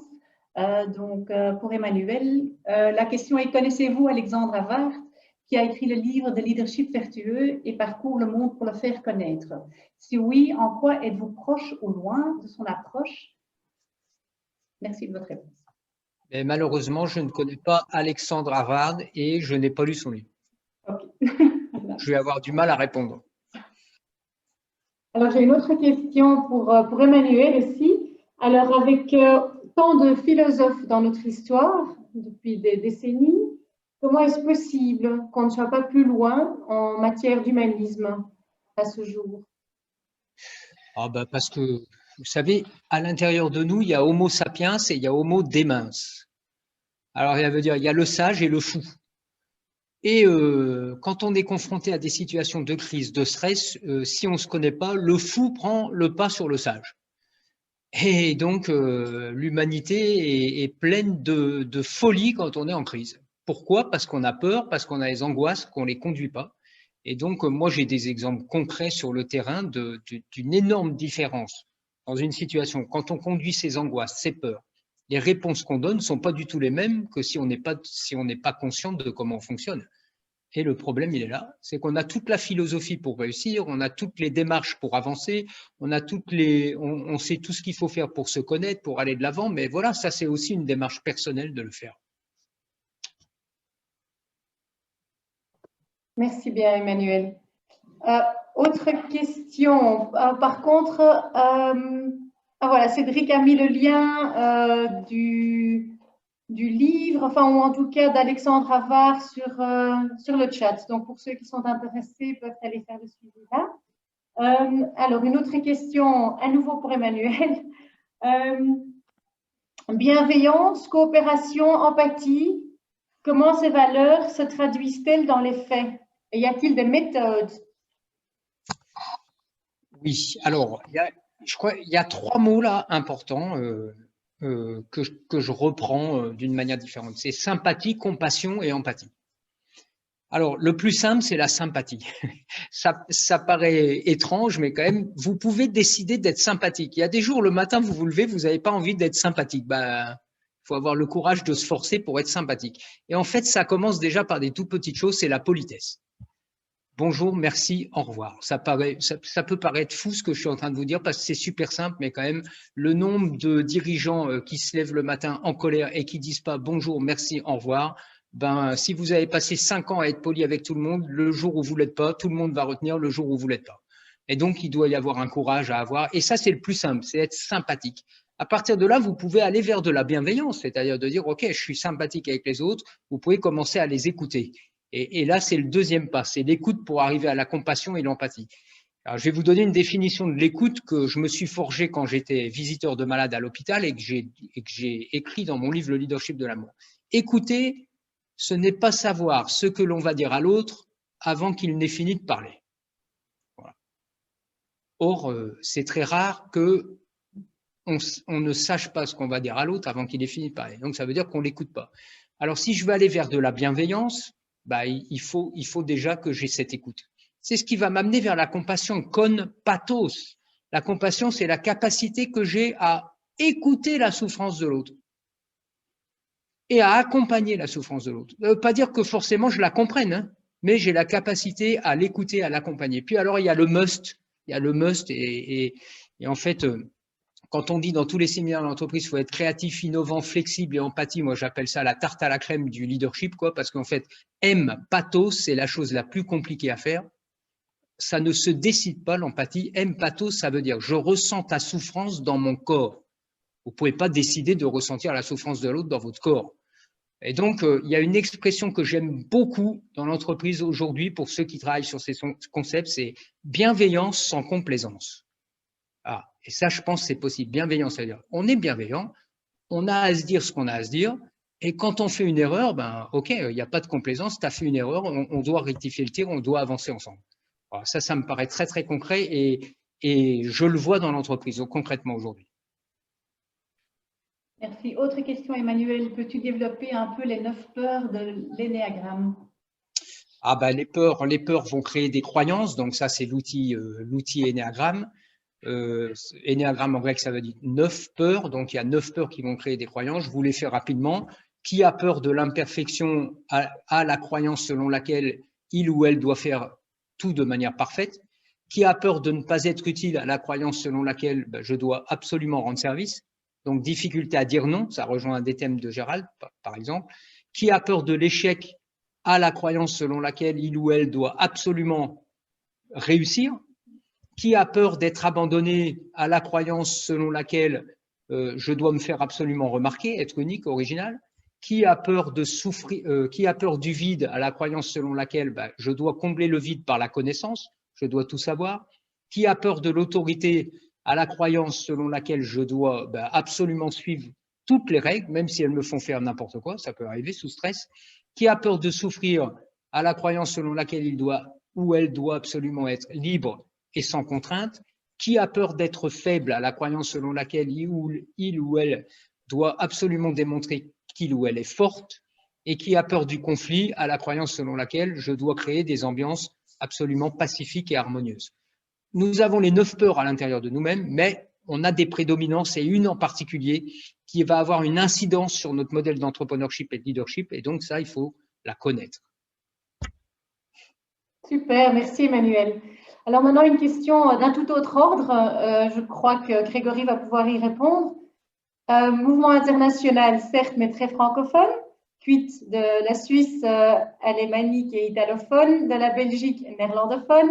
Envisagez-vous des passerelles vers des mouvements anglophones, germanophones, avec échange de best practices, d'expériences ou de projets communs? Alors, Grégory, si je peux me permettre, tu peux répondre pour la Belgique et tu peux donner la parole à David pour la Suisse. Parfait, donc effectivement, excellente question. Nous sommes au début et on est déjà en mouvement. Donc ça, c'est la première partie de la réponse. On a déjà commencé, on est parti de zones francophones, ça c'est une réalité avec autour d'Emmanuel. Donc la France s'est déjà déployée, la Suisse aussi. Et puis je donnerai la parole à David qui est président pour l'association suisse. Alors en Belgique, comment on va faire? Eh bien en fait, ça fait partie de notre vision à 5 ans.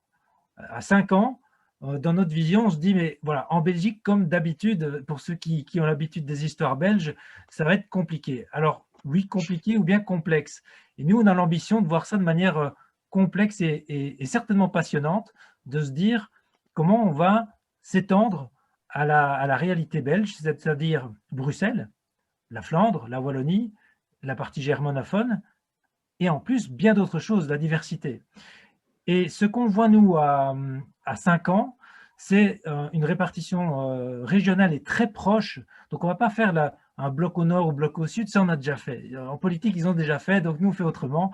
En tout cas, pour être actif, on va faire une répartition beaucoup plus proche et beaucoup plus régionale avec des maisons des entrepreneurs, peut-être par province, en tout cas par métropole. Et on commence, en fait, en janvier 2021, donc on n'attend pas beaucoup. Déjà, on s'est déployé sur Bruxelles. On est en train de se déployer sur la Wallonie. Et puis, dans la zone d'Anvers, il y aura Laurence et Géraldine et bien d'autres. Donc, on va travailler par capillarité et par passion. Donc, ce qu'on ne va pas faire, c'est d'imposer un système. On va faire un appel comme on fait ce soir et de voir qui répond à cet appel et de se déployer là où des entrepreneurs ont envie de se déployer. Donc nous, on a clairement une vision au niveau de la Belgique d'aller dans 3, 4, 5 langues s'il faut, en tout cas, et de parler de l'humain à l'humain. Donc oui, nous, on va le faire. On est en train de le faire. Est-ce que ça va fonctionner? Ça dépend de l'équipe aussi. Voilà, donc bienvenue dans l'équipe. David, si tu es toujours là, vas-y pour la Suisse. Bonjour, écoute, oui, je suis toujours là, encore au bureau, d'où la cravate. Écoutez, déjà, un grand merci de me donner la parole dans votre mouvement belge. Comme vous le savez, la Suisse, on a un modèle confédéré avec des cantons qui sont extrêmement qui ont beaucoup d'autonomie et qui revendiquent cette autonomie de manière très forte. D'ailleurs, on le voit dans cette crise Covid. Alors, pour nous, on a démarré l'association suisse au Tessin, d'ailleurs, dans le canton italophone. C'est là où a été incorporée l'association. Et nous sommes en train de démarrer sur la partie francophone, donc romande, Genève, Lausanne. Et puis ensuite, une fois que nous aurons trouvé nos ambassadeurs et nos passionnés pour les régions alémaniques, nous allons nous déployer sur Zurich et sur la région probablement de Bâle et peut-être ensuite aurons-nous l'ambition et le courage d'aller jusqu'au fond des Grisons. Mais c'est certainement une autre histoire dans le 4e canton régionaliste. Alors se pose le problème de la langue, évidemment, en Suisse, comme pour vous en Belgique, certainement. Donc tout va se faire, comme pour vous, par capillarité, sans grand fédéralisme et avec surtout beaucoup de respect pour les différences locales et pour le terreau local d'entrepreneuriat. Voilà. Merci Grégory. Je peux donner une petite réponse aussi au niveau du mouvement de la fédération. Donc, puisque là, vous voyez 3 présidents, sont 3 hommes. Mais au conseil d'administration, on est très équilibré. On a la parité, on ne l'a pas fait exprès. Donc ça, c'est un premier élément important. Mercredi après-midi, on a une visioconférence avec les États-Unis parce qu'en fait, on a un contact aux États-Unis qui est très, très intéressé pour voir comment on pourrait collaborer ensemble. Les Italiens se lancent au début de l'année. Alors donc, notre stratégie, je ne peux pas vous dire qu'on a une stratégie structurée sur ça. On va par stratégie relationnelle, par bouche à oreille, parce qu'on va d'humaniste à humaniste. Donc, on ne fait pas de grand bruit pour absolument s'implanter dans les pays. Je crois que tout ça va venir assez naturellement. Merci. Emmanuel, on a une autre question pour toi. Éthique individuelle et éthique collective, est-ce compatible? Alors, c'est une bonne question sur le plan théorique. Donc d'abord, il faudrait qu'on puisse distinguer la morale de l'éthique. Je crois que c'est important dans les concepts. Donc au départ, en fait, ethos en grec signifie bonne mœurs, la bonne manière de savoir se comporter en société. Donc on est sur ce qu'on appelle le comportement juste. Ça a été traduit en latin par mores, la morale. Et en fait, c'est Baruch Spinoza, un philosophe juif hollandais, qui va introduire une distinction qualitative entre la morale et l'éthique, de dire la morale sont les valeurs, sont les règles, l'éthique c'est la prise de conscience de la pratique des valeurs et des règles dans mes comportements au quotidien. Donc, je vous donne un exemple très très simple, c'est l'exemple du feu rouge. On s'arrête au feu rouge, on a un comportement moral exemplaire, on respecte la règle qui est liée à une valeur de vivre ensemble. Mais ça ne veut pas dire qu'on a un comportement éthique exemplaire. Le comportement éthique exemplaire, c'est je m'arrête au feu rouge parce que j'ai pleinement conscience qu'en m'arrêtant au feu rouge, je ne mets pas en danger la vie des autres et ma propre vie. Vous vous rendez compte si on devait se dire ça chaque fois qu'on s'arrête au feu rouge? Ça a une implication pratique, c'est que l'éthique n'est pas naturelle. L'éthique demande une prise de conscience et cette prise de conscience, elle est individuelle.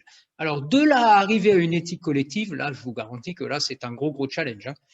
Une éthique collective, ça voudrait dire qu'à un moment donné, tout le monde dans le groupe se comporte avec la même conscience de sa responsabilité et des conséquences de ses décisions et de ses actions sur soi et sur les autres. Ça je ne l'ai jamais vu encore. Il y a une petite question pratique de Max Meulemans. Comment contribuer à votre mouvement? Alors, il y a différentes façons, évidemment. Je crois que le plus facile est que je t'invite à aller visiter le site où il y a les différentes possibilités. Mais en tout cas, je crois que tout le monde dans le Zoom est le bienvenu pour adhérer ou pour contribuer d'une façon ou d'une autre. Grégory. Alors, je saisis l'occasion par rapport à cette question ouverte de Max. L'idée aussi pour contribuer, il y a différentes intentions dans notre mouvement. Il y a évidemment l'entrepreneuriat orienté création d'activités économiques. Et vous l'avez compris, il y a l'entrepreneuriat sur soi-même, le voyage intérieur. Et je connais je vais dire, les compétences de Max. Donc, on a dans notre mouvement envie d'offrir des éléments de coaching, des éléments de développement personnel, des chemins pour pouvoir se connaître soi-même. On l'a dit plusieurs fois ce soir, se connaître soi-même, c'est une des clés de l'entrepreneuriat humaniste. Et j'ai envie de dire, par rapport à la contribution, on est en train de faire des ponts et on va faire des ponts avec des personnes qui sont entrepreneurs ou pas nécessairement et qui peuvent aussi offrir des compétences, notamment dans la formation et dans le coaching. Et pour moi, c'est un élément clé de faire ces ponts en permanence vers des compétences qui sont prêtes à être offertes à autrui qui est lui-même acteur dans la société. Donc Max, je reviendrai vers toi. Est-ce que je peux me permettre, Grégory, d'ajouter un mot? Donc, à titre d'exemple, tu parles du coaching, après je fais un atterrissage sur le mouvement. À titre d'exemple, Laurence, elle a une super compétence, c'est le horse coaching. C'est-à-dire comment vous prenez conscience de vos émotions en accompagnant et en étant accompagné par un cheval. Je vous garantis que ça c'est énorme à titre d'exemple comme compétence. Et il faut le vivre pour comprendre comment on peut transmettre sa peur au cheval alors qu'on n'en a absolument pas conscience. Donc ça, pour la connaissance de soi, c'est très bon à titre d'exemple. Puis, au niveau de la fédération, alors ça va prendre un peu de temps évidemment, mais on a un projet phare qui est de créer un Advanced Humanist Entrepreneurship Programme qui reposera sur 3 socles. Donc, il y a un groupe de travail qui est en cours sur ça. Un premier socle sur l'humanisme et ses fondamentaux, mais en allant profond dans l'humanisme, c'est-à-dire humanisme et athéisme, à titre d'exemple, humanisme et agnosticisme, humanisme et bouddhisme, humanisme et christianisme, humanisme et biologie, humanisme et sociologie. Pourquoi? Parce qu'en fait, rappelons-nous que l'humanisme, les latins l'ont inventé, c'est l'otium. L'otium, c'est la préparation psychologique, spirituelle, mentale à travers la connaissance de base des fondamentaux. Puis après, de l'entraînement d'entrepreneurs par des entrepreneurs. Autrement dit, faire des cas concrets, réels, de vrais entrepreneurs. Puis un troisième socle sur l'atterrissage business model, stratégie. Mais bon, ça va prendre un peu de temps au niveau de la fédération. Donc, commençons par les associations nationales. Voilà. Alors, je ne sais pas s'il y a encore quelqu'un qui aimerait ou qui préfère poser une question de vive voix plutôt que par le chat. Je vais laisser un petit instant de réflexion.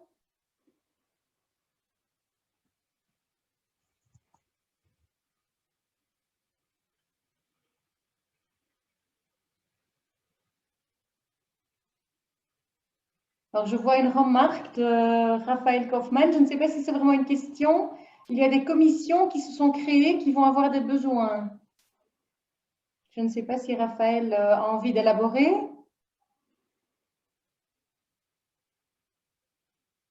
Raphaël, ton micro, s'il te plaît. Ça y est, bonjour.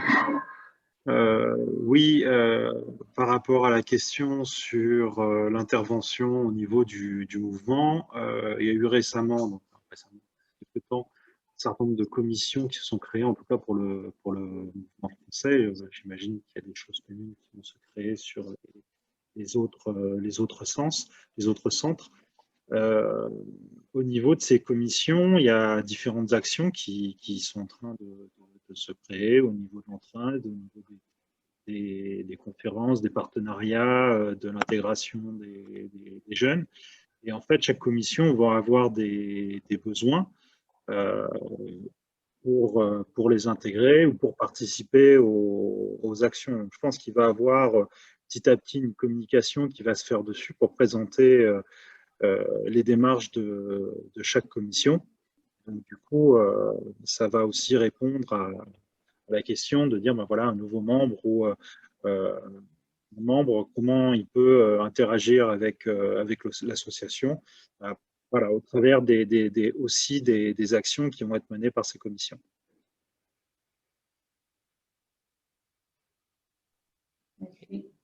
Merci Raphaël. Je vais peut-être saisir l'occasion. Donc pour la Belgique, nous sommes en train justement de travailler à cette vision à 5 ans dans laquelle se dessinent des commissions. On trouvera un terme, soit de commission, soit d'atelier. L'idée, c'est vraiment de voir d'abord qui est appelé à être acteur, qui a envie de faire quoi, de vraiment travailler par passion.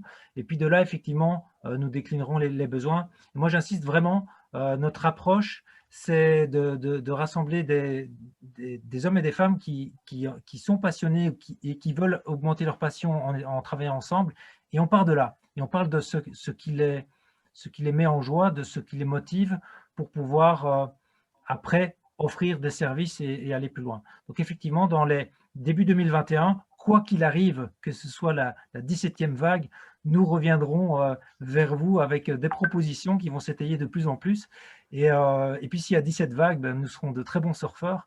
Donc plus on est nombreux, je veux dire, plus l'aventure sera palpitante. Donc soyez attentifs début 2021. Il y aura pas mal de propositions concrètes qui vous seront proposées. Et ce sera avec très grand plaisir que vous pourrez vous y inscrire. Là, j'aimerais juste passer la parole à Guy. Excuse-moi si je le prononce mal, Chibasu. C'est très bien prononcé. Voilà, je voudrais d'abord, en tout premier lieu, d'abord dire merci à Philippe Gabriel, il se reconnaîtra parce que c'est lui qui m'a fait intéresser, donc m'a fait connaître l'existence de cette association. Je voudrais te poser la question surtout à Monsieur Grégory de Moreau, je crois, c'est ça. Je voulais poser la question, si c'est pas trop indiscret, de me dire combien de membres vous avez, combien de membres sont inscrits dans l'association ici en Belgique. Et ma deuxième question, c'est un peu de demander à 60 ans plus, donc ça c'est mon cas, être devenu chômeur grâce ou à cause du Covid, qu'est-ce que je peux apporter?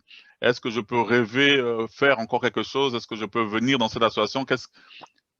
Comment se dire oui, il y a moyen, oui, on me dit que je peux. Enfin, qu'est-ce qui peut me dire pour me donner l'intérêt ou de venir, de faire le pas, de franchir le pas? Voilà.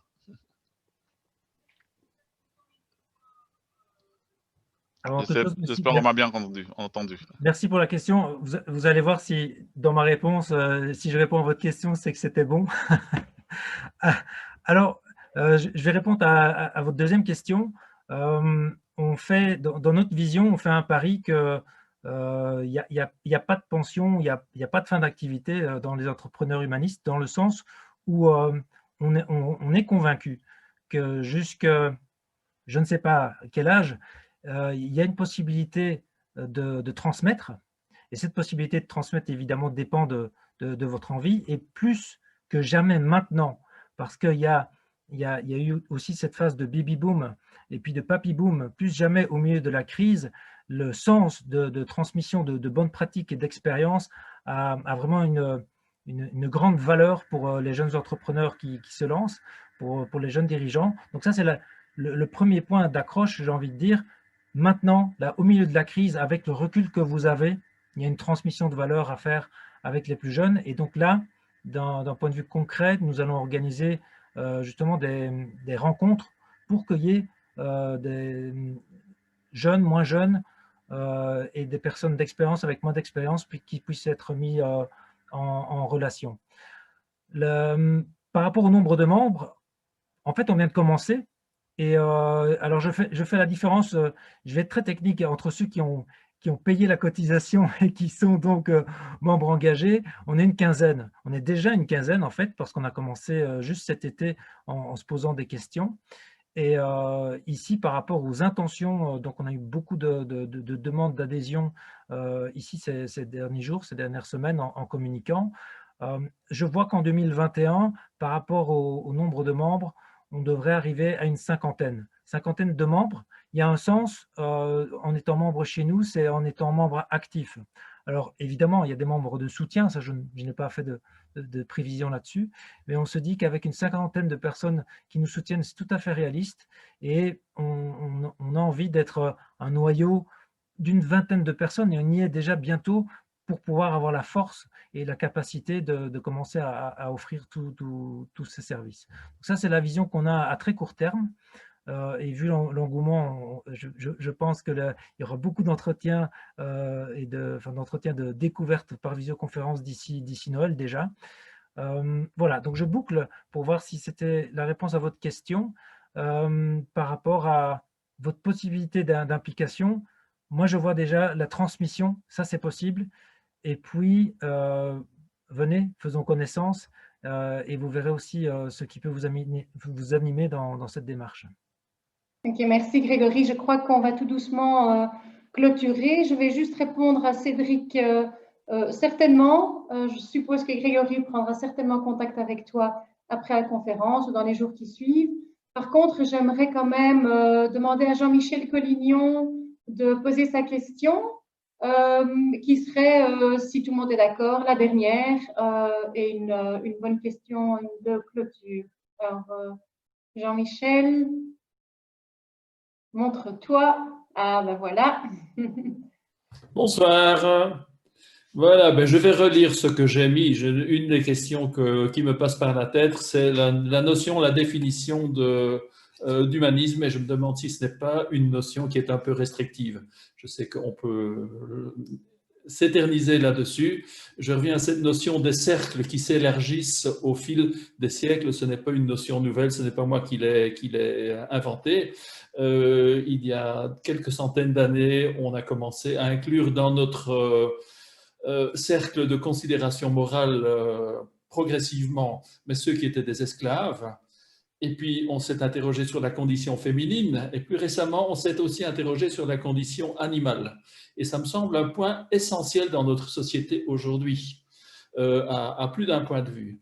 Et donc, l'exemple que je sors, c'est est-ce qu'un exploitant d'un abattoir, qui est pour moi une vision d'horreur absolue, peut, en bonne conscience, adhérer au mouvement des entrepreneurs humanistes? Ma réponse personnellement, c'est non. Il ne pourra pas en bonne conscience, même s'il peut avoir sa carte de membre. Et donc, j'aimerais avoir le feeling d'autres personnes là-dessus. Je prends ça juste à titre d'exemple. J'aurais pu en prendre 100 autres. Voilà, merci beaucoup. Et félicitations aux organisateurs et aux intervenants. Tout ça était extrêmement intéressant. Merci. Merci beaucoup, Jean-Michel. Je laisse la parole à Grégory. Je vois qu'Emmanuel est parti, donc Alors, il est là. C'est une excellente question. Donc ici, dans nos travaux, par rapport à notre identité, par rapport à ce qu'on veut porter, il est apparu assez vite, et encore une fois, c'est apparu par rapport aux sensibilités de nos membres, que l'humanisme, oui, et en fait, la notion de respect du vivant, c'est important pour nous. Et nous sommes en train de se questionner là-dessus en disant, mais oui, c'est beaucoup plus large. Alors évidemment, ça va jusqu'à au challenge de changement climatique. Et par rapport à votre question, le respect du vivant étant une des qualités, une des valeurs que l'on veut mettre en avant, je suis déjà curieux d'avoir la discussion avec cet entrepreneur, ce chef d'entreprise d'abattoir, pour voir comment lui voit l'humanisme et le respect du vivant. Et puis, on partira de là. Mais sachez qu'on ne fait pas la frontière entre les deux. Il y a par contre encore une dernière question qui me paraît quand même aussi très intéressante, peut-être à nouveau pour Emmanuel. Une question de Bérangère. Y a-t-il un entrepreneur en chaque individu?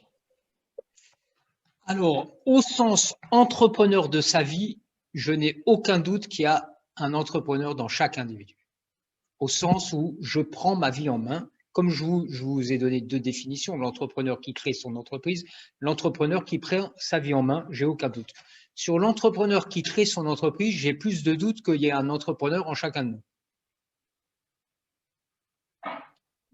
Merci beaucoup. Alors, j'aimerais vous remercier tout le monde pour toutes vos questions très intéressantes et j'aimerais encore céder la parole à Grégory avant de clôturer cette conférence ce soir. Bravo à l'association belge. Merci Emmanuel.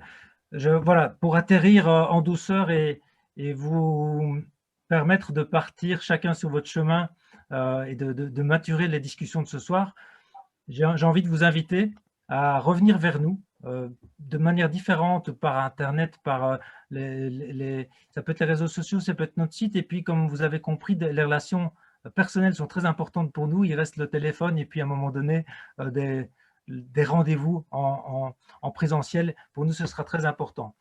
Donc, maturez bien tout ça de votre côté, revenez vers nous.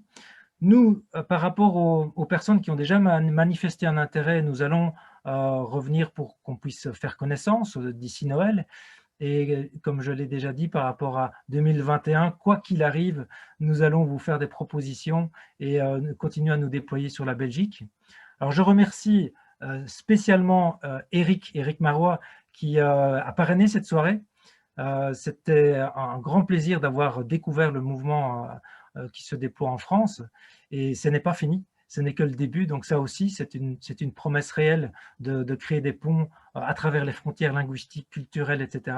Et on peut aller très loin en France. Et puis, merci à David Rowe. David, avec le challenge en Suisse, lui et moi, on a beaucoup de points communs pour se dire, tiens, comment on va faire ou comment on va proposer de faire et comment d'autres entrepreneurs vont faire. Et puis, merci à Gérald. Gérald qui a pu parler de sa réalité, qui a pu se mettre en lumière. Merci pour ton authenticité, parce que c'est vrai, c'est une chose de faire des grands discours et puis d'être dans la réalité, les mains dans le cambouis, ça c'est une autre chose. Alors enfin, merci Emmanuel, merci pour ce partage de qualité et pour tous ceux qui ont envie de nous suivre. Nous allons tous recroiser bien souvent Emmanuel et grâce à, je veux dire, à tes inspirations, je suis aussi excité de savoir en 2021 comment on va faire pour les 17 vagues qui nous attendent, mais je suis déjà sûr que ça va être passionnant et très instructif. Voilà, il me reste à remercier Laurence et Géraldine. Donc Laurence et Géraldine, par rapport à certaines questions, l'année prochaine, ce n'est pas une blague, elle se déploie en Flandre, elle se déploie du côté d'Anvers. Voilà, donc ça c'est un challenge que je leur envoie. Et il y en aura bien d'autres. Donc ce soir, c'était le pont entre des concepts, le pont entre des valeurs avec la réalité. La réalité qui, à mon avis, pour beaucoup d'entre vous, peut être challengeante, parfois terrible.